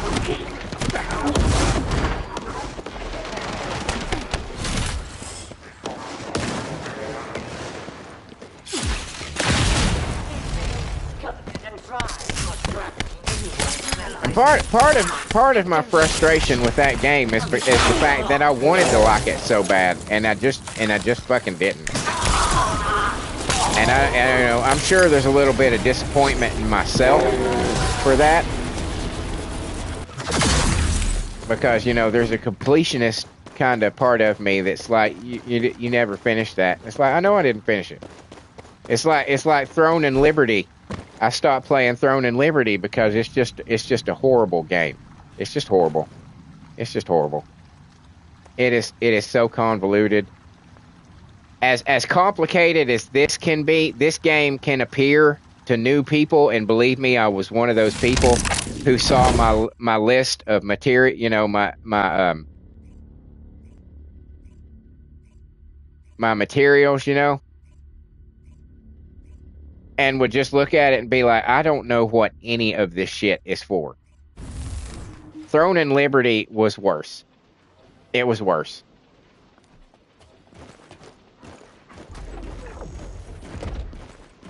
And it was poorly put together. They really rushed that game out. Amazon. Hey, Amazon, just sell stuff, you know? Just sell stuff. You don't need to be making any more TV shows. You don't need to be making video games. You don't need to be doing any of that shit. Just sell shit on your website. That's it. Just be a company that sells shit. You don't need any more money. You don't need to dip your toes in anything else. You are Amazon. You fucking ship everything that anybody buys anywhere that goes through the mail. Is that not a fucking enough? Is that not enough?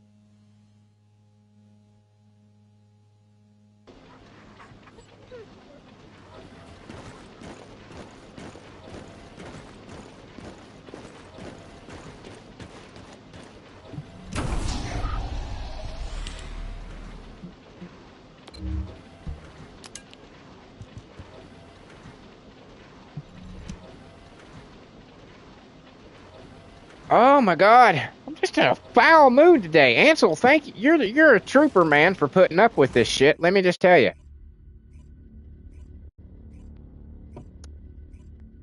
You are a trooper, dude. Sitting here listening to me.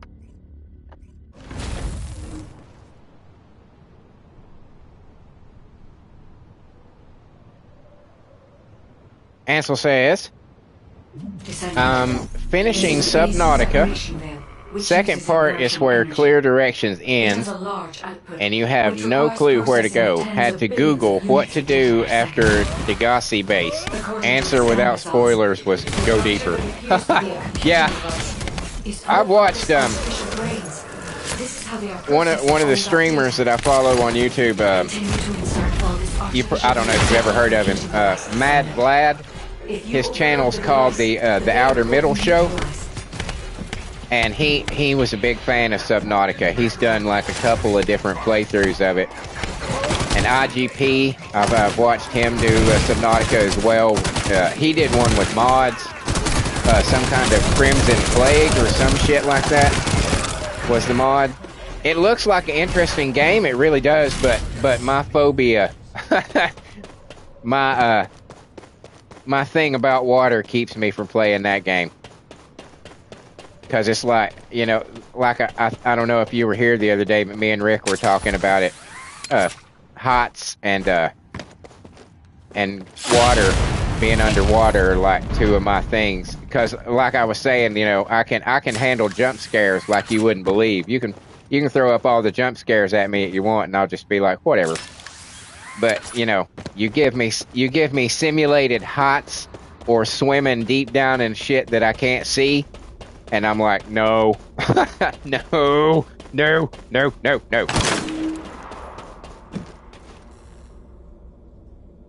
But I love that game though. It's a very well put together game. I like the design, the graphics, the gameplay seems very smooth.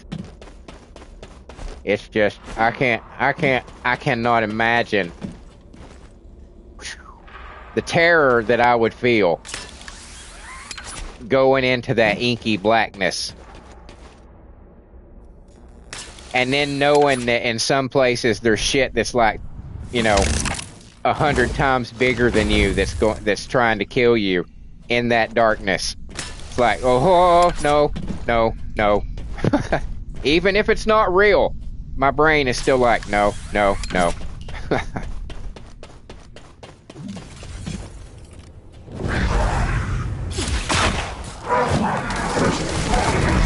Did they get that lawsuit settled for the second one for Subnautica 2?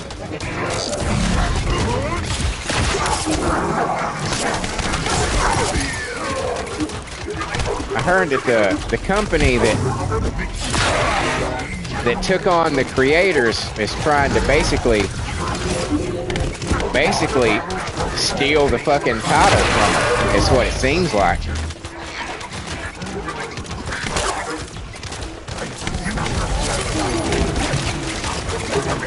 Because apparently what I heard was that the creators were supposed to get like this enormous bonus if they got it done by a certain time, and they did, and the company held it back like purposely so they wouldn't have to give them those bonuses or something. I know it's probably not entirely accurate, but I think that's about the gist of it, if I recall. I know they were trying to screw the creators out of their money and the IP. I just don't know the full details of it.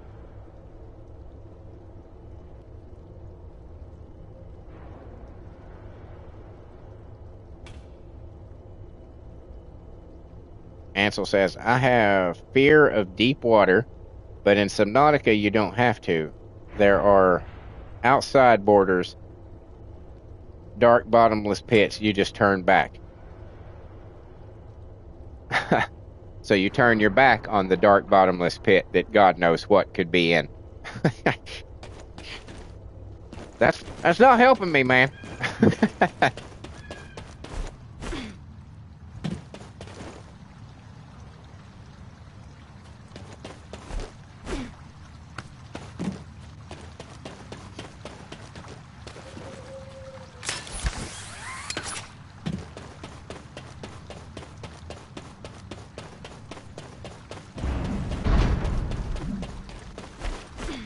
The enemy commander is using the phase separation veil as a shield. If you overload the computing device, attack the commander directly.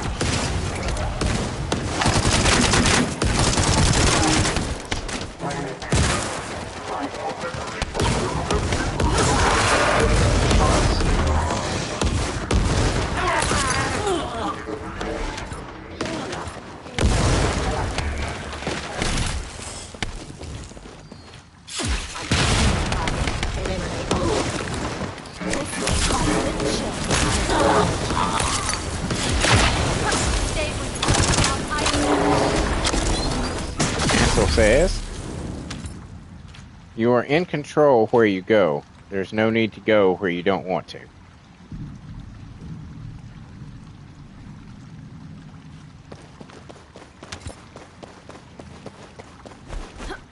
True.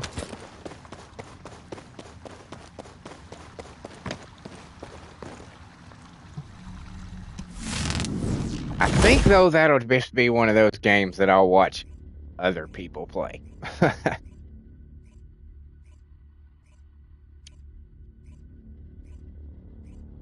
That's one genre too I don't have. Oh wow. He says, I made bases 1 kilometer around starting point, north, south, east, west, northwest. So, oh, okay. And then some more at key points. Well, that's pretty smart. The the people that I watch play it, they never think that far ahead. They make like one base somewhere and then they just travel everywhere. And more often than not, they're like, I don't have enough power to get back where I need to go. Oh my God. Scanner has 500-meter range, so scanners are overlapping. See, that's smart. That's smart.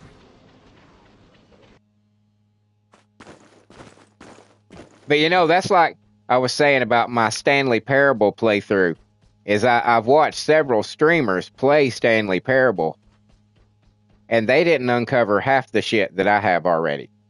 I mean, because they would sit down and play it in like 3 hours, and then eventually they would quit and not see all this stuff.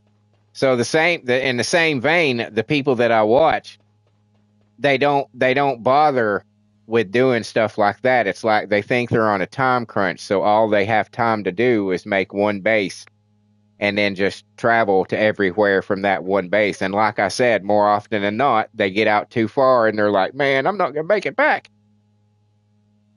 Well, you should have built more.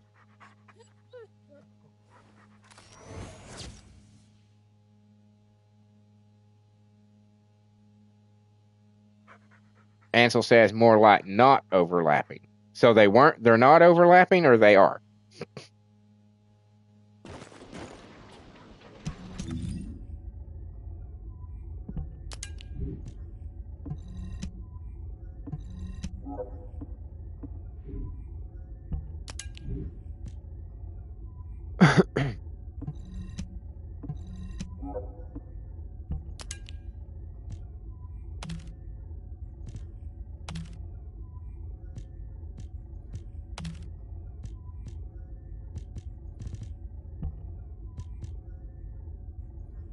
You don't want them to overlap.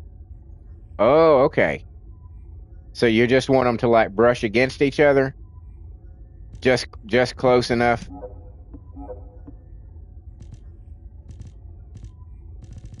But not actually touching? 500-meter range, he says.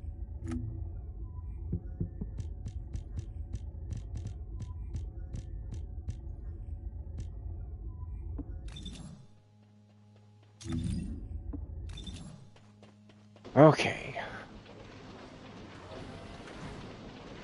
What do I need? I don't really. Hmm.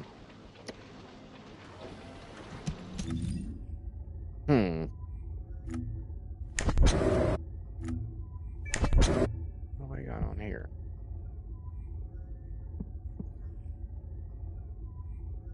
Okay, I've run out of all those already. Well, good God. What time is it? Okay, I got a little bit. What should I do? I've got some. I could do some. Yeah, let's do that. Let's do that. We'll do a little bit of work on our ultimate sharing.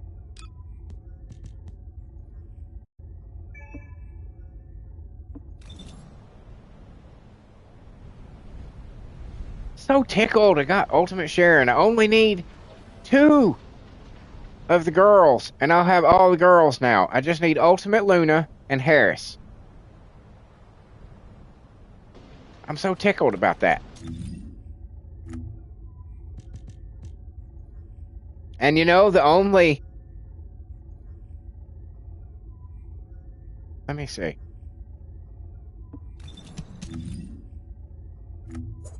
The Vulgus can't see me. Why? Because Okay. I exist in their blind spot. I bought Nell and Serena. I actually paid money for Nell and Serena, and everybody else I got on my own. I'm pretty happy about that. That's not too bad.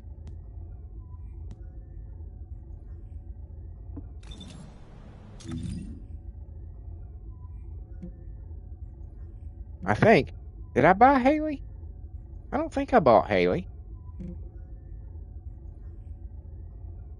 Yeah, I think it's just Serena and Nell.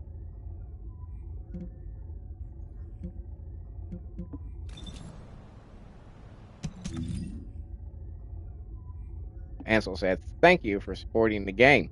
Absolutely. Now I bought a couple outfits and some hair, and I buy paint and shit like that. So you know, The vulgar.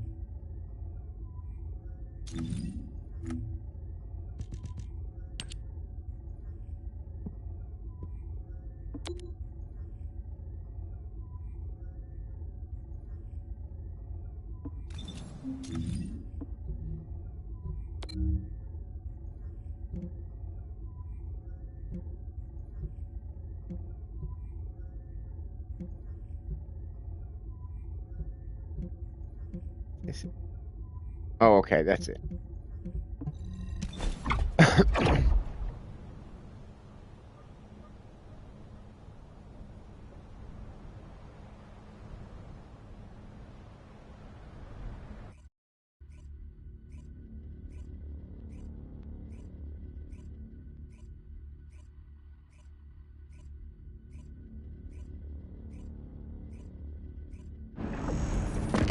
I tell you, there's a channel that I watch called Infant Terrible, ENFANT Terrible, and he basically all he does is he just collects the most recent previews or gameplay footage of games coming out and kind of shows them on his channel.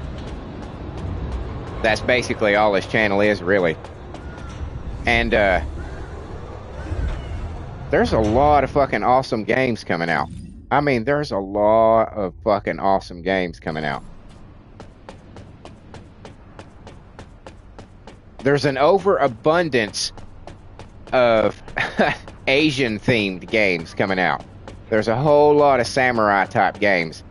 Like to the point that it's like, Jesus Christ, is there not fucking shit.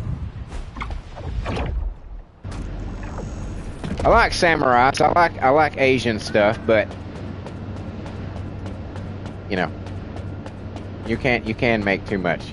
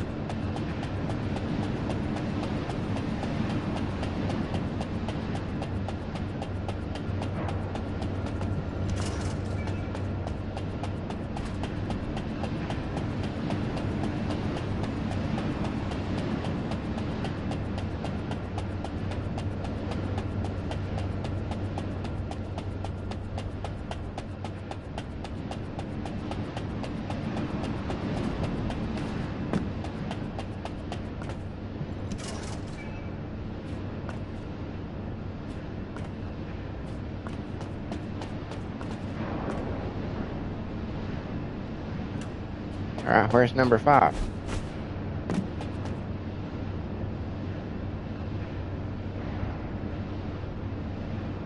Not those.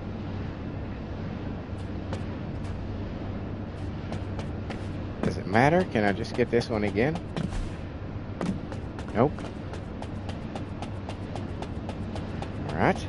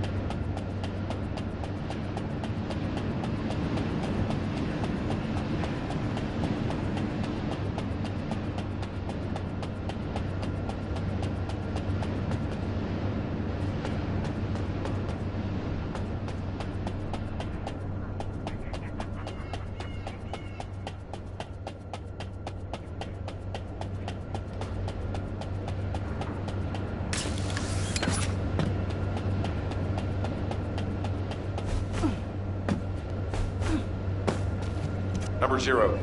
I've uncovered an encrypted Vulgus troop production plan in the information I found. I'm decrypting it, but that will take time. Given how urgently we need it, should I ask Eckert to decrypt it?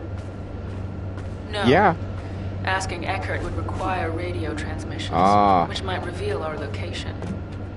Send it through to my Asive. I'll decrypt it myself. Access code overclock. Code 0 activated. Initiating decryption. Production records 25% analyzed. Accessed user records 80% analyzed. Test records 64% analyzed. Wait, number 0. That function is... Is what? Is what? Is what?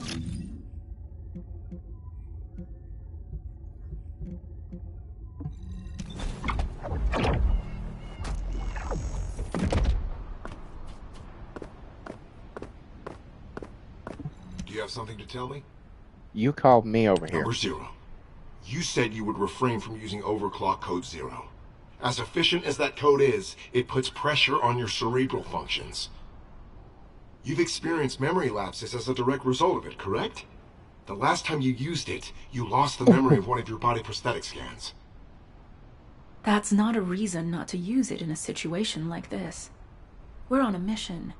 Have you forgotten that the mission comes first for Colon, no matter the circumstances? I apologize, but I am concerned for you. As your adjutant, I think I should be. I appreciate your concern, number 17, but again, we are on a mission. And as my adjutant, you should know better than anyone what this mission in particular means to me. I promise to not use the code going forward, which means I won't forget this conversation. Understood. The data we analyzed made it clear that they were working on a project that is similar to the production of Alzarok. But it says the completed unit was inexplicably lost during transport to the Agna Desert. This part seems dubious. There are no updates to the report following that entry, so I'll need to go there and investigate. Whatever happened, we need to move faster than they do.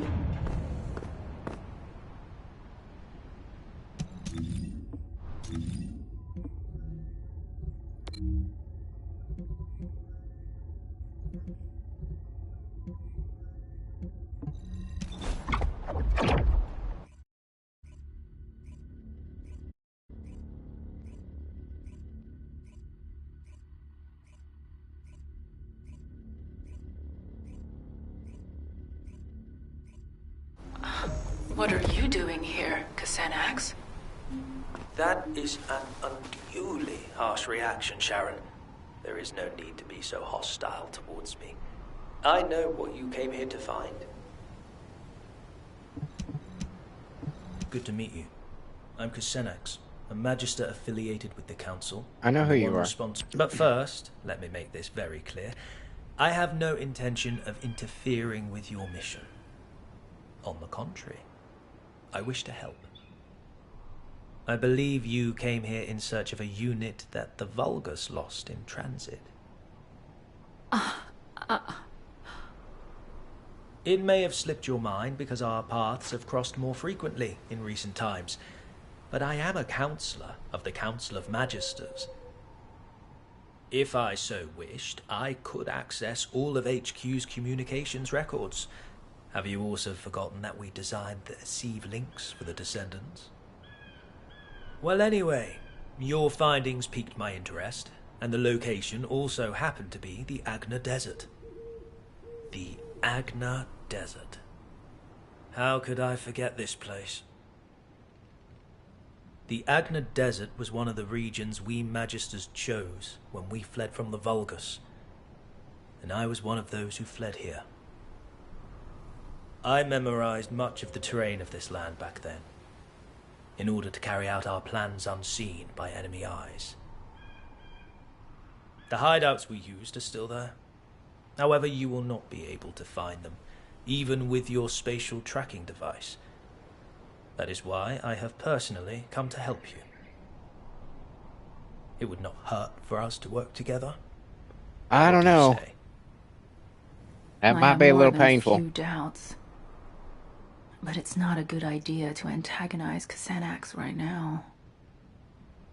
The smart thing to do would be to find out why he wants to help me. Why don't you give me the benefit of the doubt? If we continue to waste time like this, the Vulgus might get to their mislaid unit first. Don't you agree? I'll go alone, with you guiding me.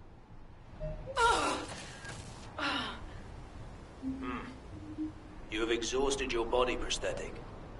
Your neural circuits are close to being overloaded. I can numb your pain receptors for now, if you wish, but... No, I don't want that. I need to keep my neural activation levels high, and the pain keeps my senses sharp. Besides, if you numb my sense of pain, I won't be able to imagine the pain I'm going to inflict on those who made me what I am. Yeah, that's a good point. So very She makes a good point there, Kleenex. I will transmit the coordinates to your Aceive channel. As you know, I am one of the Vulgus' key targets. This means I am not permitted to roam as freely as I would like, so I will be returning to Albion. You will find the information you seek at the coordinates. That's a lot of coordinates.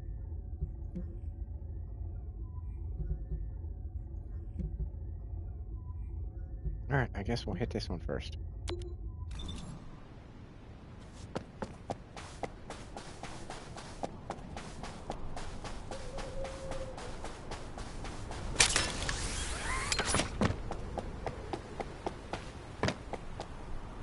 Not that way.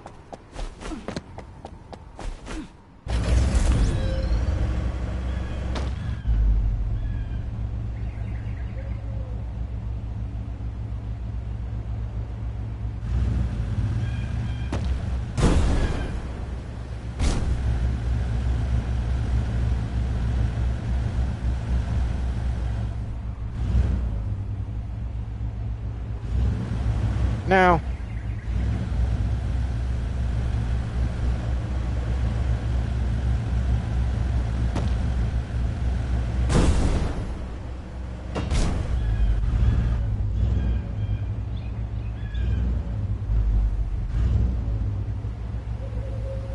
how the fuck do I get over there?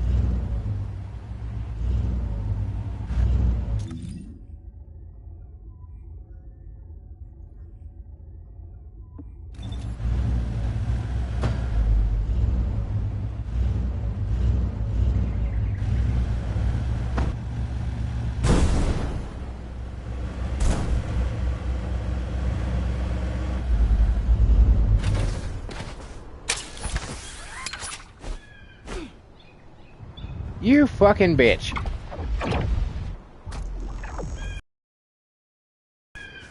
You fucking bitch.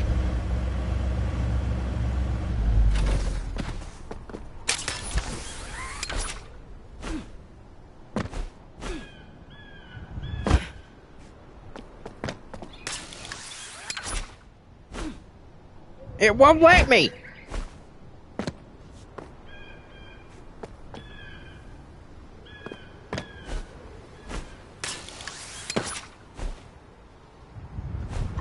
What? How the fuck do I get over there?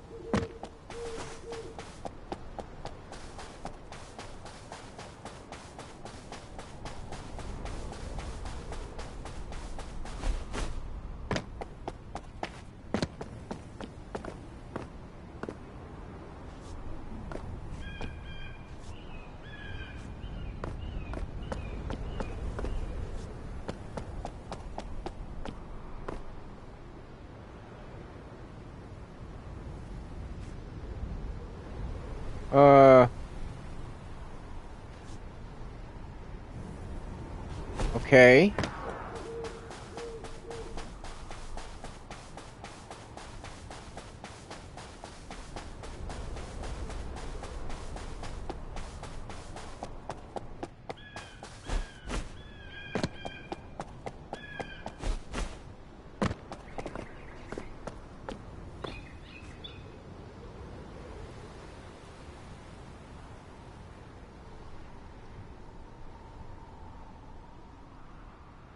How the fuck do I get over there?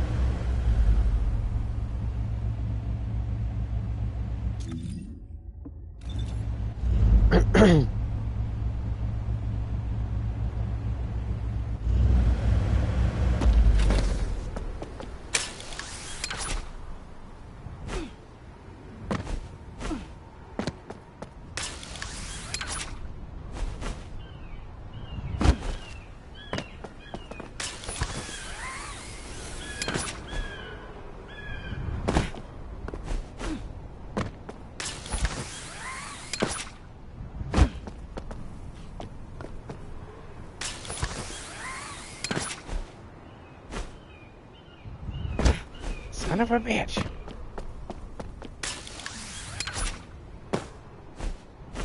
Stop fault. God damn it.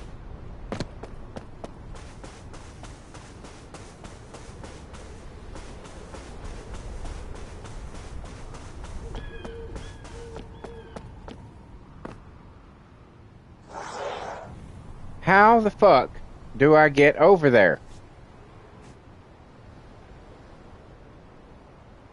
What?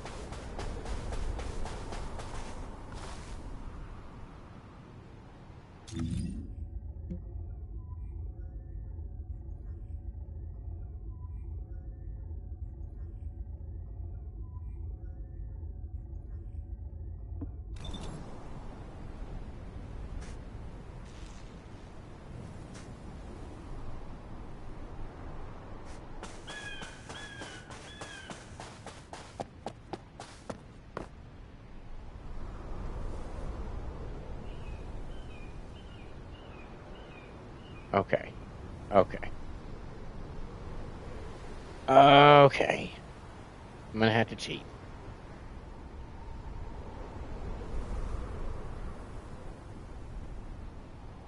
I see that now. I'm gonna have to cheat. I'm gonna have to go and look it up.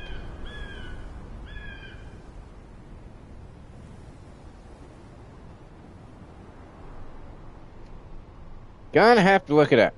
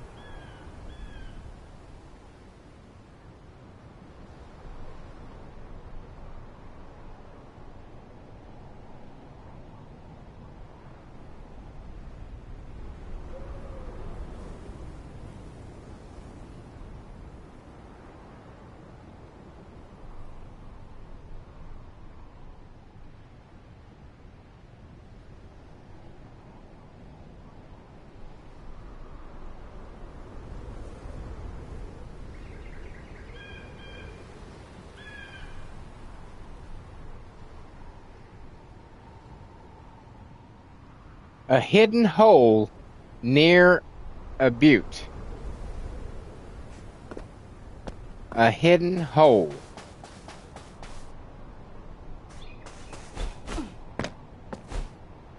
A fucking hidden hole. Oh my god.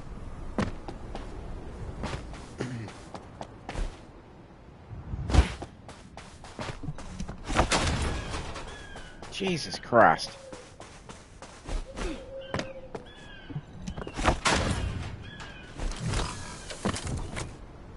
I don't care about you.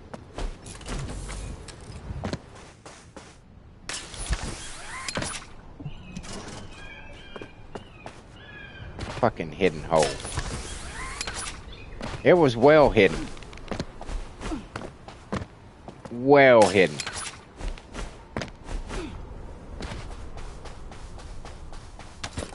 Okay, there's one.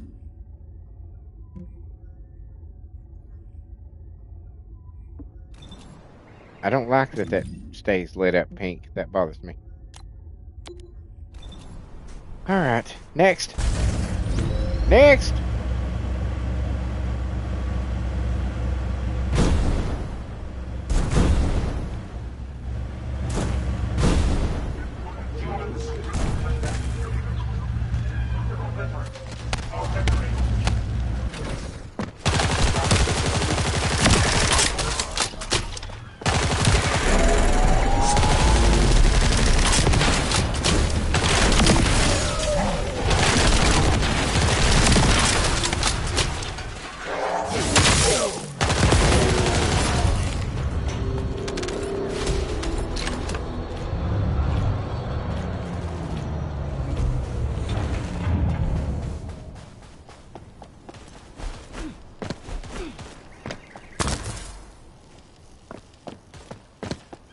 Why are you following me?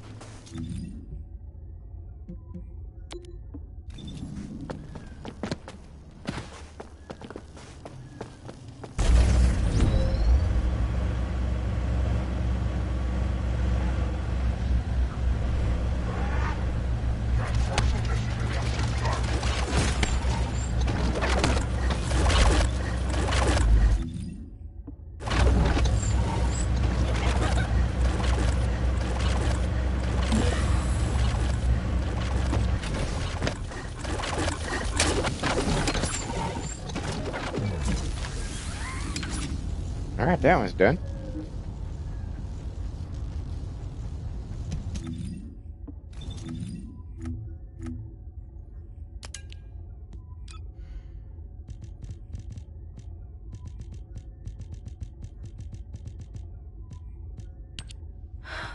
The director of the Prowler project was... Xanax. From your coordinates, I assume you must have located the information. Once you've composed yourself, return to me. I will tell you everything. Why I led you there. Why I allowed you to unearth that information.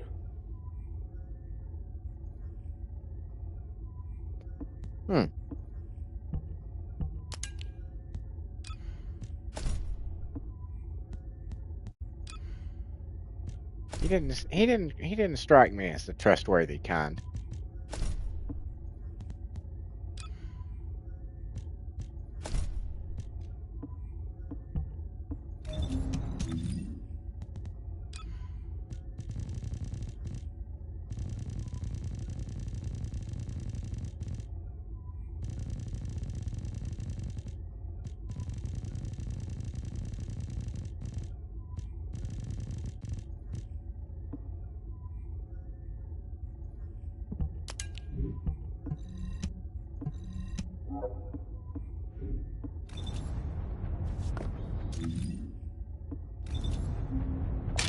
Why are you following me? Stop it! Where am I going? Right.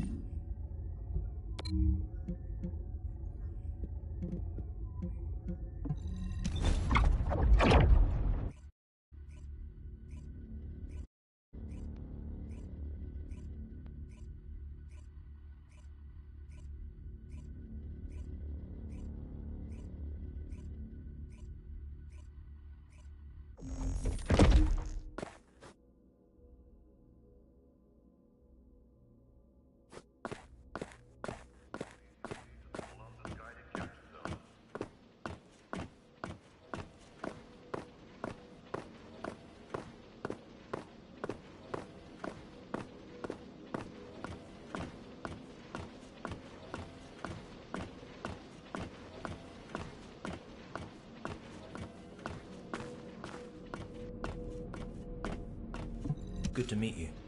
I'm Kusenax. We've met. Do not glare at me with such murderous intent. I said I would tell you everything. So quit stalling and tell me, why is your name on the Prowler project? You were the director? Why did you keep this from me all this time? The Prowler project was one that I ran while I was with the Vulgus. Through it, I was able to make great progress with research into body prosthetic technology. I eventually succeeded in constructing the Prowler. But the Prowler I created killed elite members of Colon, and left you, their commander, in a terrible state. Good job. If you were in my place, could you have revealed this awful truth? Driven by guilt and a need to atone, I built you a state-of-the-art prosthetic body, using the expertise I gained from developing the Prowler. Once your body was ready, I applied the arcade drive technology. Thankfully, it has kept you alive up to this point. This fact remains, even if you resent me for everything that you uncover. Do not be angry, Sharon. I never meant to deceive you. And yet, you did. How could you? Kusenax, if you truly felt sorry, you should have helped me get my revenge sooner. You thought these prosthetic implants could atone for what you did to me and my men? Are you kidding me? Of course not. Which is why I came to you for true redemption. Sharon, I will serve as bait to lure out the Prowler. What? As you know, the Magisters are high priority targets for the Vulcan elimination list. You don't have to talk me into it. I'm game. Let's do it. On several body prosthetic technologies, including the Prowler project. Right. As long as I live, the Legion of Immortality runs the risk of being fully analyzed. As soon as I am seen on the battlefield, the Vulgus Legions will send every assassin unit they have at their disposal, including the Prowler, to eliminate. Is this an escort mission? So you're willing to die for me now? I am sorry, but no. I do not intend to surrender that easily.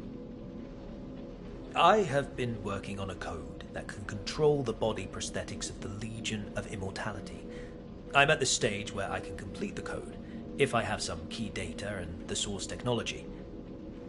If this control code can be used to neutralize the Prowler sent to assassinate me, you will have your revenge.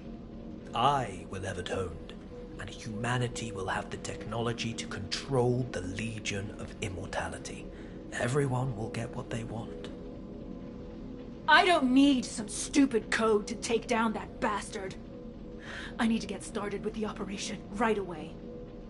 Calm yourself, Sharon. Do you truly think the Prowler has not received a single upgrade since I left? Assuredly not. Now that Eamon has integrated the Magister's technology, the Prowler will have become stronger, similar to you. If you rush out there without considering your options, you will only end up losing precious bait, namely me. If you truly wish to carry out your revenge, Sharon, help me.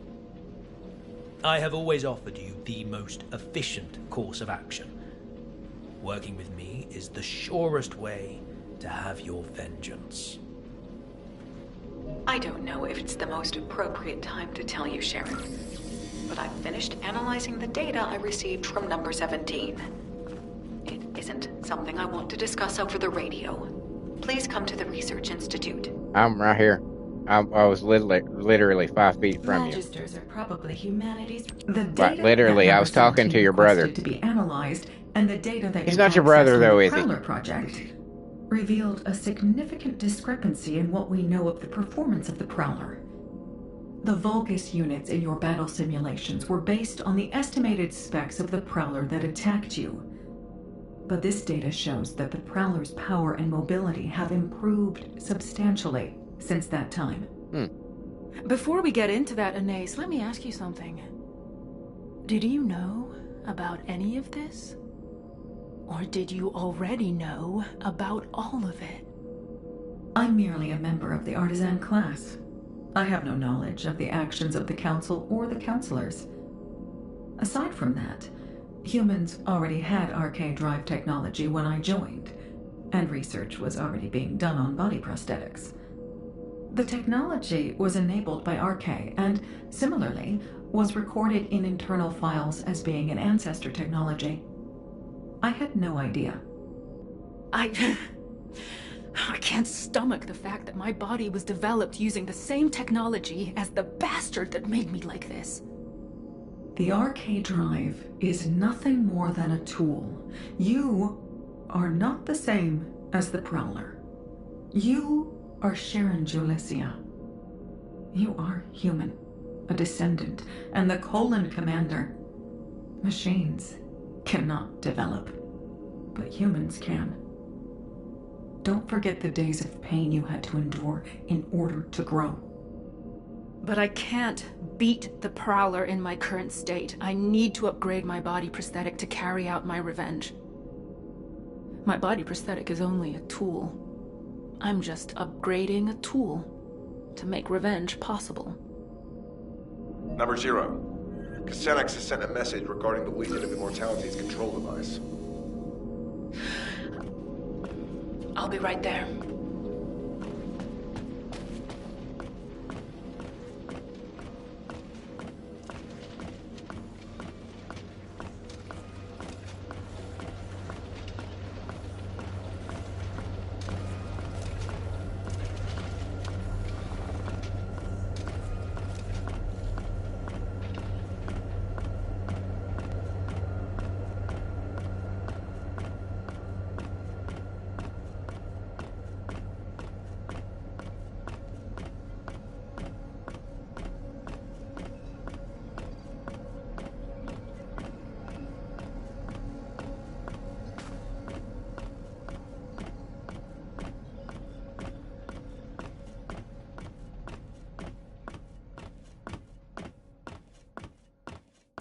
Do you have something to tell me? You're here.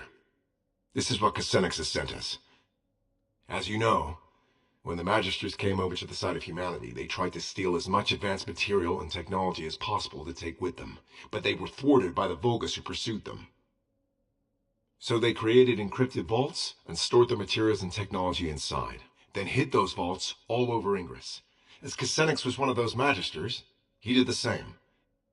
Casenex hid the core materials necessary for the development of the Legion of Immortality control device in an encrypted vault.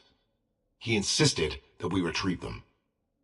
The zone Casenex chose to hide them in is Hagios. Given the vastness of Hagios, the vault is not going to be easy to find. There's nothing easy about this operation. Don't worry, we'll find it. It's a shame that these encrypted vaults can only be opened by a Descendant. I'm sorry that I can't be of more help. Don't sweat it. Encrypted vaults are classified. They're designed to be detected only within a sieve. Understood. Please contact me immediately if you need any help.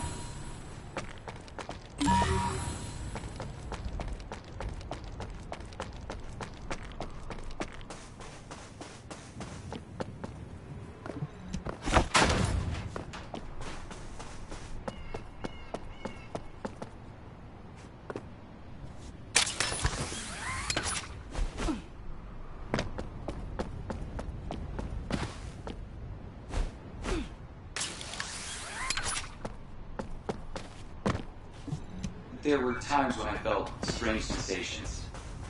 I thought everyone felt them. But as I grew older, I realized that I had special abilities. I could see better and hear better than other people. Then Magister Ines explained it to me. It was Arche.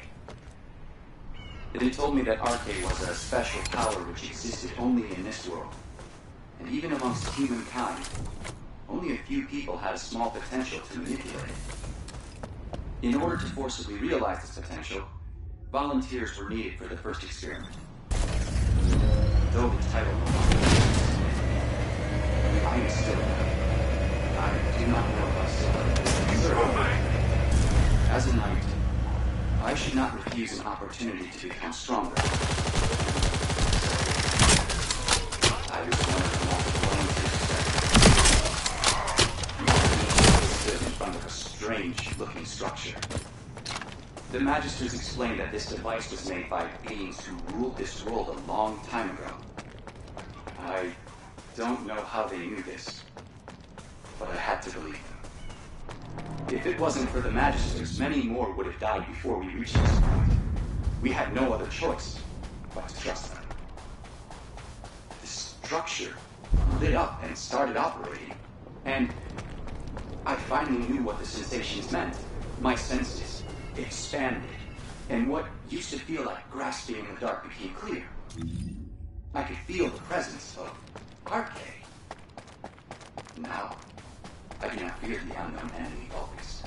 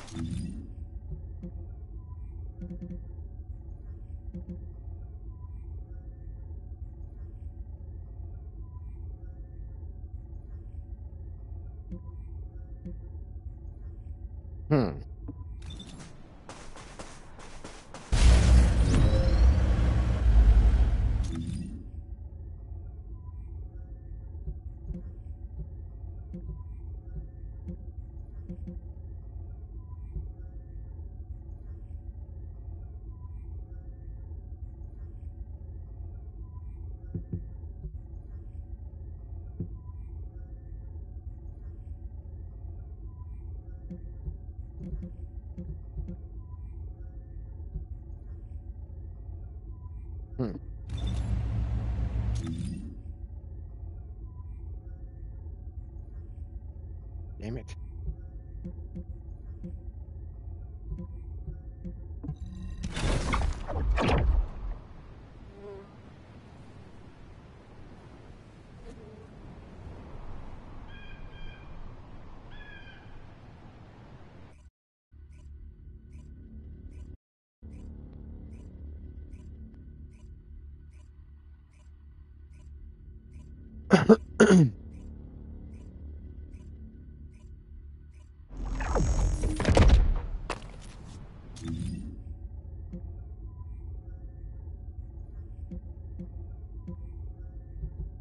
Am I looking for a specific one?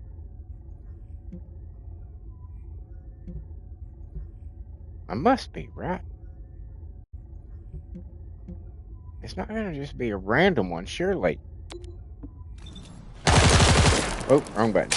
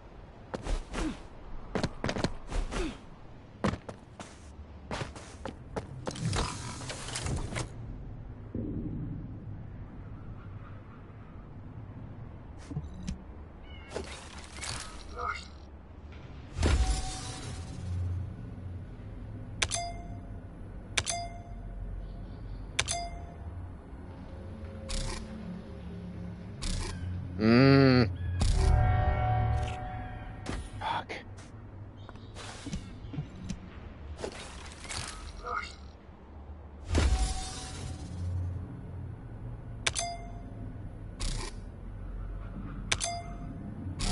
Damn it! Yeah, fuck you. Ugh. And do this.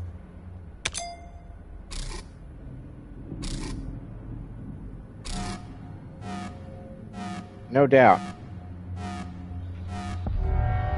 Yeah.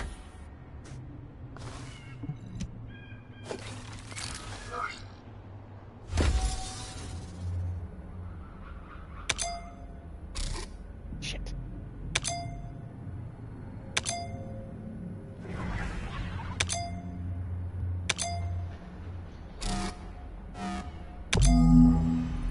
Aha! You must have found what I stashed away. And so it was just a random one. I will Okay. be so glad to have them back. I will be eagerly awaiting your return in Albion.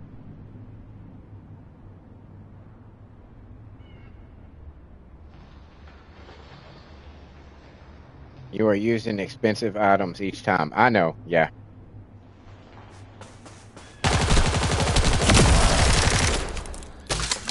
Yes, I know.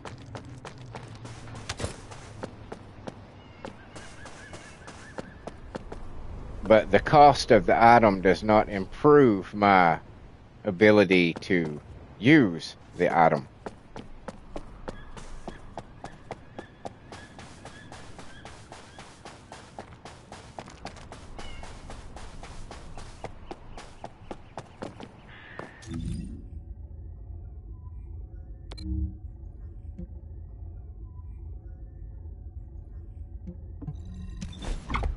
Alright. I think I'm going to talk to him one more time. And I'm probably going to call it an episode. Probably.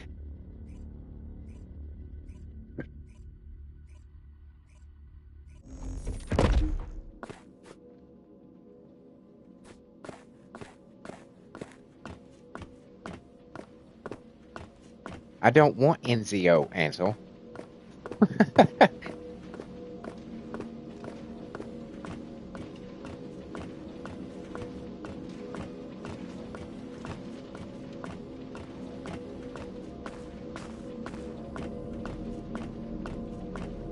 Magisters are probably humanity's real hope, don't you think?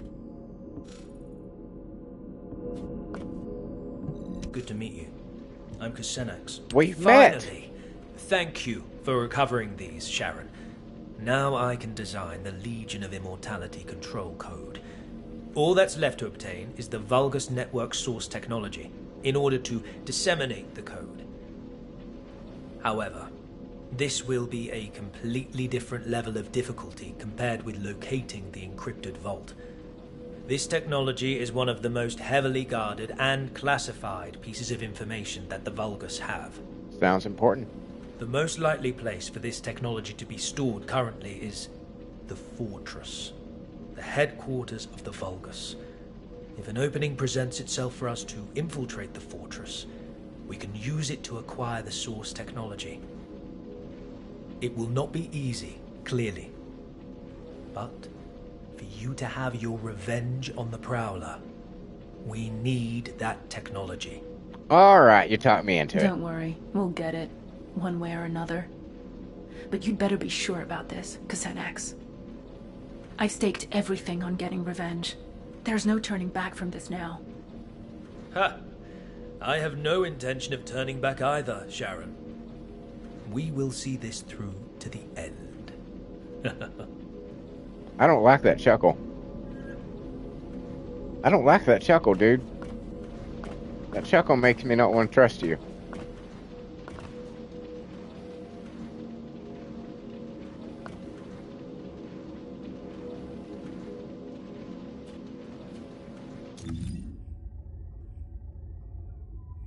Oh, goody, we get to go to Axiom Plains now. Super. Well, that is definitely a task for another day, for sure. Because I don't think Sharon, or Ultimate Sharon, in her current state, can survive Axiom Plains.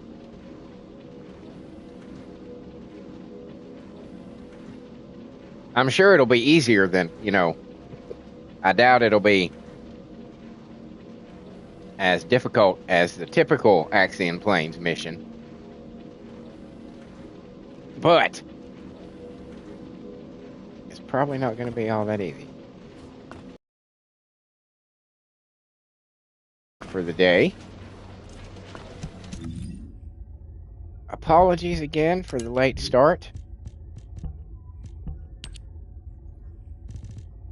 I'm trying to get my shit together. But my shit is far apart. It takes a lot of doing to get it back together.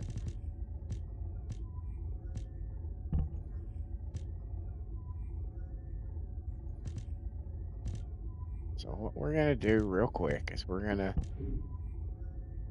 load up everybody.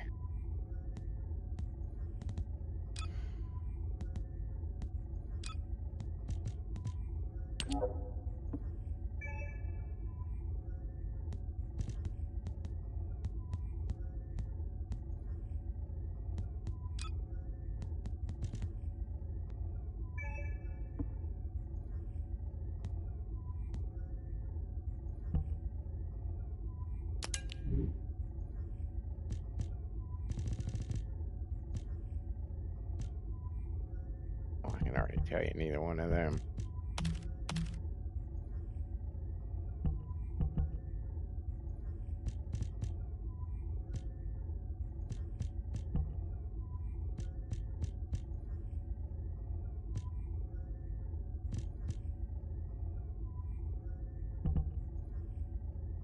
I like that one. So we're going to stay with that one. Nope on both of those. No. And no.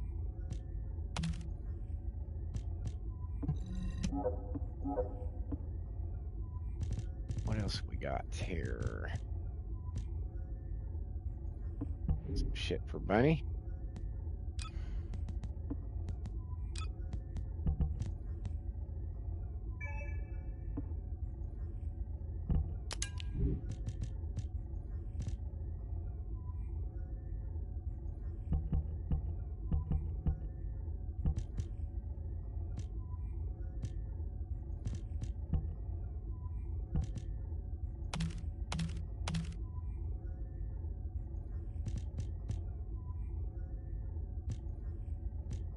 Ooh, that's a decent one.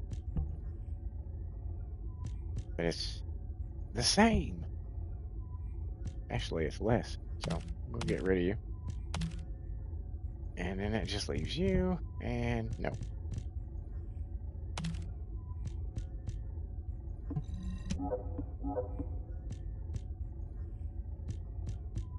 What else we got here?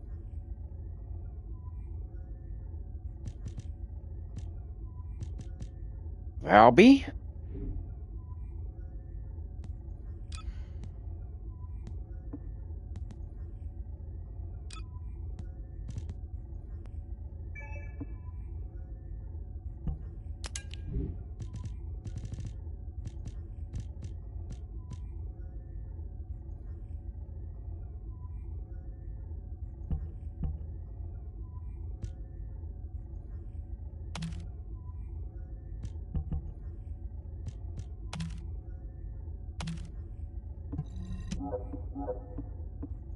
There.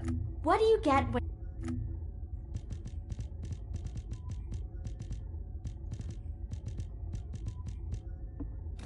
Okay, now, I'm happy. Let's load up my girl. Load up my girl. So that I can do my goodbyes. Thank you, everyone, if you made it this far. Ansel for being here for the live stream. I appreciate you, dude. It's always a pleasure to chat with you. And for anyone else who may be watching this later, thank you if you made it this far. I do greatly appreciate it. Views are extremely helpful and never to be spoken ill of. But YouTube does like it when you hit buttons. So if you could see your way clear to, ringing the bell, smashing the like button, all those things that they say, I would greatly appreciate it. Every little bit that you can do is extremely helpful for the channel. The views are fantastic, as I said, but what's extra fantastic is those things I mentioned, because that's what YouTube's looking for, the engagement. It's not enough that you're just turning it on and setting it aside and listening to it. No. YouTube needs to make sure that you're actually paying attention to the ads that they show in between. So they want you to click buttons just so they know you're there. It's a fucking scam. But it does help me. So, if you can see your way clear, I would appreciate it. And while you're at it, while you're doing one of those things, or all of those things, possibly, maybe you should check out the rest of the stuff on my channel. There's over 1,100 videos there. I think it was last week I hit 1,100. That's a fucking astounding number. It's hard for me to wrap my head around that I have 1,100 videos on this channel. Some of them are shorts. So, I can't say that they're all hour-long videos, but I got a lot of content. I mean, if you were somebody who was looking for content to consume, I got some content. I got concerts that I've been to, some really good seats, good quality recordings, good audio. Some of my favorite bands. I don't know if they'd be yours, but they're some of my favorite bands. Then also, I write my own music. I write the lyrics. I send it through an AI app and give life to them in the form of a 4-piece all-girl metal band called The Circle. If you like In This Moment, if you like New Year's Day, Flyleaf, Hailstorm, if you like chick metal, Arch Enemy, any of that stuff, I think you might dig it. I think it might be worth your while to check it out. It's pretty decent music. I know a lot of people have problems with AI music, but at least with my stuff, there is a human component in it, and the fact that I do write the lyrics myself. So, it's not completely AI. It's not like I'm just typing in, write me a song about so-and-so. I actually write the lyrics. I form the way it's being sung. I separate the lyrics and the pre-choruses and the bridges, and I change the lyrics for emotion, and at this point I might change the words this way, because I basically have the song completely built in my head and how I would sing it. Then I send it through the AI app and it gives me something completely different, but better. So, you know, give it a shot. Not all AI is bad. That's all I'm saying. Not all AI is bad. And you can find the lovely ladies of the Circle every Wednesday night on Wicked Wednesday Night. That is the female division of my original character Simulated Wrestling Federation. The men is on Monday, Monday Night Mania. Then I also have a female celebrity Simulated Wrestling Federation that's every Tuesday, Tuesday Night Download. You see how I did that? Tuesday night, Monday night. It's amazing how that worked out. And on top of that, and the fact that I do daily morning live streams, I've got a butt ton of playthroughs too. All kinds of games, all kinds of genres. Horror, racing, action, adventure. I've got a walking simulator. I've got all kinds of shit. More on the way. I've got a library of over 300 games from a 15-year, I think it is, membership to PlayStation Plus. So I've got all sorts of stuff to play with. So there's an abundance of stuff. Surely you'll find something that flips your boat, flaps your shutters, tickles your fancy. So give that shit a shot. Let me know what you think. I'd love to hear from you. I won't promise because because with the way YouTube works, I can't promise because it does not always notify me when somebody subscribes or somebody comments. It doesn't. YouTube, it's not just me. It's a common problem. YouTube is horrible about that. So, but I will do my damnedest to read and reply to every message that I'm left. So, get to writing. And ladies and thank you once again. It truly does mean a lot. Ansel, you're the man. And until next time, later.